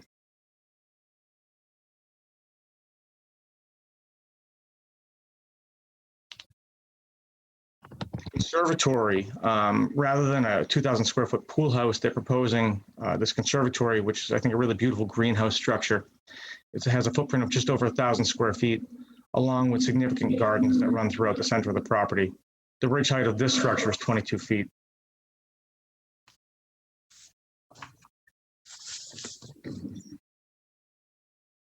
So previously, 2 pools had been approved. The applicant's only seeking a single pool located at the northern side of the property, which will have appropriate setbacks for both zoning and outside of the Conservation Commission buffer zone. The lot coverage by structure is being reduced from 15.4, which is what was approved, to 9.7, which is a decrease of over 9,000 square feet. The lot coverage by structure, paving, and parking is being reduced from 27.4 to 21.1, which is a decrease of nearly 10,000 square feet. Whereas this is a modification of an existing special permit, the criteria for consideration is the standard set forth in 240-216, as that permit was issued for 243A and 240-68A8. The criteria there is essentially, does the proposal have adverse effects which overbalance the beneficial effects on the neighborhood or the town in view of the particular characteristics of the site? The answer to that question is no. The adverse effects do not outweigh the benefits. And I'd go so far as to say there's really nothing adverse about this proposal, especially in view of the characteristics of the site and the already approved structures. So not to beat a dead horse, but to, again, highlight the benefits of this proposal. The main house is being moved back 20 feet from the coastal bank. There's no portion of the house or hardscape within the conservation buffer zone that it's going from 9 bedrooms down to 7. The gross floor area of that structure is being reduced by 3,600 square feet, and the height's being reduced by over a foot from 35 to 33 feet 8 inches. The guest house is being reduced from 5 bedrooms down to 3. The conservatory is 900 square feet smaller than the approved pool house. We've eliminated a second pool and increased green space and gardens on the site. The lot coverage by structures going down 9,000 square feet, and the lot coverage by structure, paving, and parking is going down almost 10,000 square feet. This project, as proposed, represents a significant improvement over the previously approved plans, and I think it more than meets the standards of 240, 216. I think this board can and should grant the modification of the special permit, and I, along with the other members of our team, would be happy to address any questions that you might have. Very good. Thank you, Attorney Clower. Before we do turn it to board questions, I'm just seeing that it's 10:26. Would anyone like to make a motion to extend past 10:30? Chairman, I'll move we extend till 10:45. Thank you, James. All right, motion to continue to 10:45 made by James, second by Ed. Roll call vote. Mary? Mary Berry. Thank you, Mary. James? James Morse, aye. All right, thank you, James. Ed? Ed Van Kuren, aye.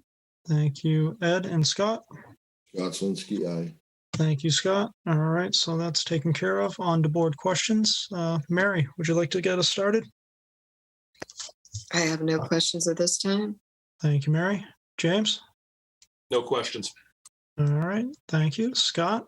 Nor do I. All right, and Ed? No, nothing at this time. All right. I don't have any questions myself. Turning it to public comment. If there's any question, comment, or concern regarding this project, go ahead and click the raised hand icon using the Zoom app, and we will elevate you in a moment.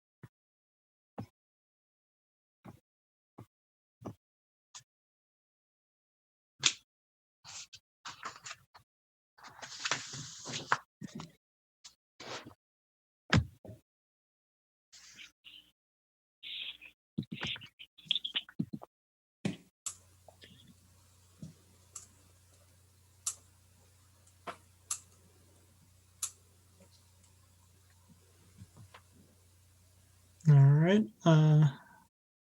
If we could elevate, I think it says Chef and Lou. All right, so you've been elevated. All you need to do is unmute yourself and turn on your video. Hello, my name is Chaffing Lu. I'm at 102 Gansett, next door neighbor. I'm new to the neighborhood as well. We purchased a house in late October. But we reviewed the plans. We had a meeting, Zoom meeting with the 108 Gansett owners. We liked the new design a lot better than the previous approved one. And we also discussed, how to, we asked them to put trees and shrubs along our driveway because the house is closer to our driveway. So, they agreed. We worked out some plans. So, we feel like nice neighbors. And, although we haven't met in person, but we feel we could work together and, and this is a very nice neighborhood and everybody can enjoy and, the neighborhood and enjoy, to be neighborly and to be a bigger, association. And so we like the design a lot. So we are support, my husband and I support the new design and construction of the new house. All right. Thank you for your comments tonight. Thank you. All right. Not seeing anyone else for public comment, so back to the board. Any follow-up questions?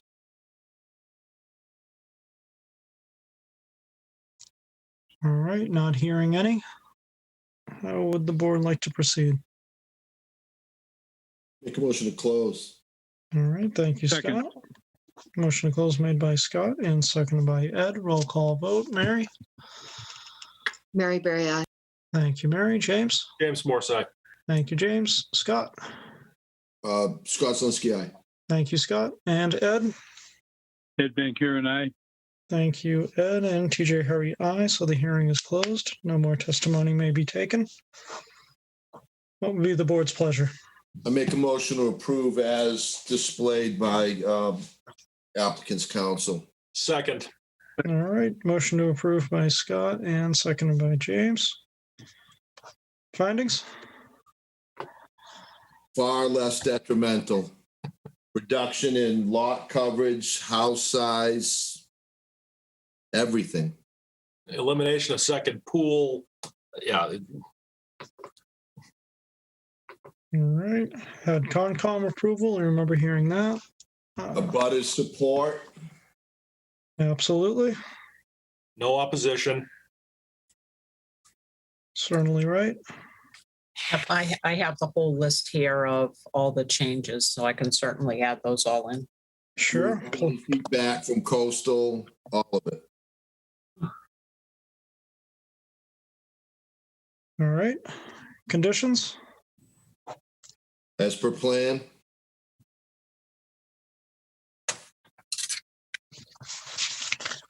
All right, We must have had building times and dates on the last plan. Actually, I don't think we did, but that might be reasonable for the neighbors. Do you want to add the construction hours, the usual construction hours? Yeah. Sure, we'll add the usual ones that we're doing now. Okay, and then engineering wanted to ensure that there was proper address posting. That certainly makes sense. Yep, so we'll do the usual language from engineering that we do as a condition for the numbers. Yeah. What about the issue with the water service? Yeah, well, that's an issue. I think that they did do some testing. They didn't have results back from that testing, but I'm sure that the water department will be in touch further, as far as service to ensure that there's proper pressure, and there may be some future arrangement with the neighborhood in order to ensure that everybody's getting, an updated water service. Very good. So I think we can make that as a finding. I don't think we can make it as a condition. No. Yep. All right. Anything else for either findings or conditions? All right, seeing none. That was a motion to approve with conditions made by Scott and seconded by James. Roll call vote. Mary? Mary Berry I. Thank you, Mary. James? James Morse, aye. Thank you, James. Scott? Scott Zelinski, aye. Thank you, Scott. And Ed? Ed Van Kuren, aye. Thank you, Ed. And TJ Hurry, aye. So that passes unanimously with conditions. Attorney Clara, thank you to you and your team tonight. To echo everyone else, and I probably don't compliment you guys enough. Thank you. It's late. We're all tired. I appreciate everything you guys are doing, and go home and have a drink or something, would you? Thanks, Attorney Clara.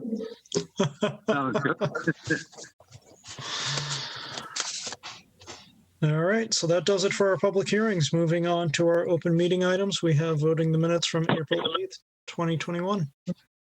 Make a motion to pass to accept the minutes of the April 8th, 2021 meeting. Second. Thank you, Ed, and thank you, Mary. Roll call vote. Mary? Mary Berry I. Thank you, Mary. James? James Morse, aye. Thank you, James. Scott? Scott Zelinski, aye. Thank you, Scott. And Ed? Ed Van Kuren, aye. Thank you, Ed. And TJ Hurry, aye. So the minutes pass unanimously. Moving on to the request for insubstantial change, McDonald, 21 Pine Street, Unit 4A in North Falmouth, comprehensive permit 39-07, request to modify second floor loft area. So remember last time that we met, we just needed some clarification on that. And Noreen, you did email us? Yes, so this was obviously, as you mentioned before, the board before. I have reviewed the plans. I have reviewed that the condo association has reviewed and voted this. Specifically, the condo association is pointing out that there's no exterior change, that they are indeed not adding a room, that they do have a specific bedroom limit. The opening for this cased opening to this area is just under 6 feet in width. So there is no privacy door here. And it is just offering them a little bit of extra linear space to expand this existing loft room. So they will have no change to bedrooms. So I don't know if the board has any questions, but it looks fine to me. Thank you, Noreen. And I think that just clarified at least my issues with the proposal. Any questions or any comments from anyone? No. All right. Would anyone like to make a vote then? So this would be, if we were to vote in a positive fashion, we would be finding that there was, or we would be finding that there was no there would be an insubstantial change. My I make apologies. that motion. All right, Scott making the motion and seconded by Ed. Roll call vote. James? James Morside. Thank you, James. Scott? Scott Zelinski, aye. Thank you, Scott. Mary? Mary Berry, aye. Thank you, Mary. And Ed? Ed Van Kuren, aye. Thank you, Ed. And TJ Hurry, aye. So that passes unanimously. Up next, we have a transfer request comprehensive permit 20-19 Mewad 0 and 213 North Falmouth Highway in North Falmouth. So just to update the board, comprehensive permits are allowed to be transferred. We do typically put a condition in our decisions that requires that the board be notified. The purpose for that notification is to ensure that the property is properly transferred to a party that is able to be vetted by the state so that they are a limited dividend organization. We do have a letter from Mass Housing to a Martin Smargiassi. Please forgive me if I mispronounce the name, president of IC Development, and they have approved the transference of the comprehensive permit. So what would happen with this transference is that all the findings and conditions that you placed on the previous decision will remain in full force and effect. You'll just have a new owner of the property. Very good. Thank you for summarizing that for us, Noreen. And I'm okay with approving the transfer request. My only concern is, especially since that it was there was a negotiated settlement regarding the rear of that property. Just I think things happen. Just making sure that the new owner of this property would be well aware of that fact. Yeah, that will remain, and we will ensure that that's conveyed to them. And there should be a pre-construction meeting, and that would be one of the issues that will be raised. Very good. Mr. Chairman, make a motion to approve the request as described by the administrator. Very good. Thank you, Scott. And thank you, Ed, for seconding that. Roll call vote. Scott? Scott Zelinski, aye. Thank you, Scott. James? James Morside. Thank you, James. Mary? Mary Berry, aye. Thank you, Mary. And Ed? Ed Van Kuren, aye. And TJ Hurry, aye. Thank you, Ed. And it passes unanimously. All right, board discussion. Anything? All right. We have nothing. We had enough. Is that what you said, Ed? Enough today. Yep. Board updates. Future agenda items. All right, seeing none. I know we got a lot of work done tonight, so thank you, everyone. Board members, Noreen, Ashley, Justin. Thank you, Noreen. FCTV. Thank you all. Everyone involved in this one tonight. Thank you. And we'll see you May 13th. We went long. See everyone May 13th. Thanks again. Thank you. Bye, guys. See everyone.